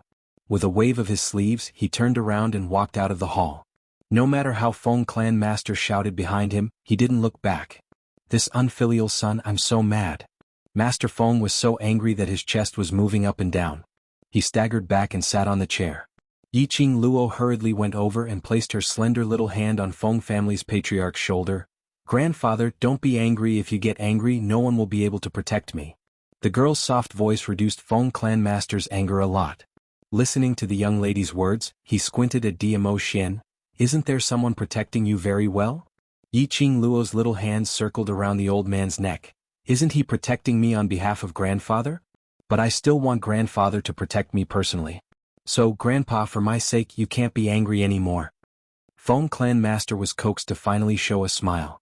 Yi Qingluo then took the opportunity to say, actually, little uncle is not angry because of the Divine Phoenix's inheritance. Is just too obsessed with the past. Because he cared about my mother, he trapped himself in the past. He just wanted to prove that he wasn't worse than my mother. Feng Clan Master sighed lightly. How can I not know? Feng Liqiong's greatest obsession was that Feng Gu had once ruined everything for a man. He thought he hated Feng Gu. But the so-called hatred was just because he cared too much. He stubbornly wanted to become the true emperor of divine emperors. He wanted to prove that he was as capable as Feng Gu. Therefore he had been paranoid and had distorted his thoughts. On this point, this made Yi Qingluo think of Zhu Wuxian. Because of his own obsession, that man could no longer walk out of it. Actually, those disloyal nobles are already disloyal. Even if a divine emperor who has obtained the inheritance of the Divine Phoenix and is acknowledged by the divine emperor appears, I'm afraid it will be of no use. The people of the god world were godlike existences that stood above all the other worlds. Arrogance, conceit, and complacency were the norm. Obeying the emperor of the divine emperor was just a long-standing habit. However, the moment he harbored other thoughts in his heart, this kind of habit was easily broken. They could be their own masters. Why should he submit to others? So what if he obtained the inheritance of the Divine Phoenix? Obtaining the inheritance of the divine phoenix is not just to let the people in the god realm acknowledge your existence. Patriarch Feng patted the back of Yi Qingluo's hand. The target of the Palace of Darkness is you? With the divine phoenix profound heart jade, you are the best vessel. If grandfather is not by your side and Xiao Xian is not by your side, what should you do? As long as you obtain the inheritance of the divine phoenix, inherit the position of the divine emperor, and activate the Feng bloodline, you will have enough power to protect yourself. In this way grandfather can be rest assured. 7th Miss Who Likes Trash. Lord Overlord, please be gentler and collected. 7th Miss Who Likes Trash. Lord Overlord, please be gentler and hit me. You're tuning in to the Han Li's Wuxia Adventures YouTube channel.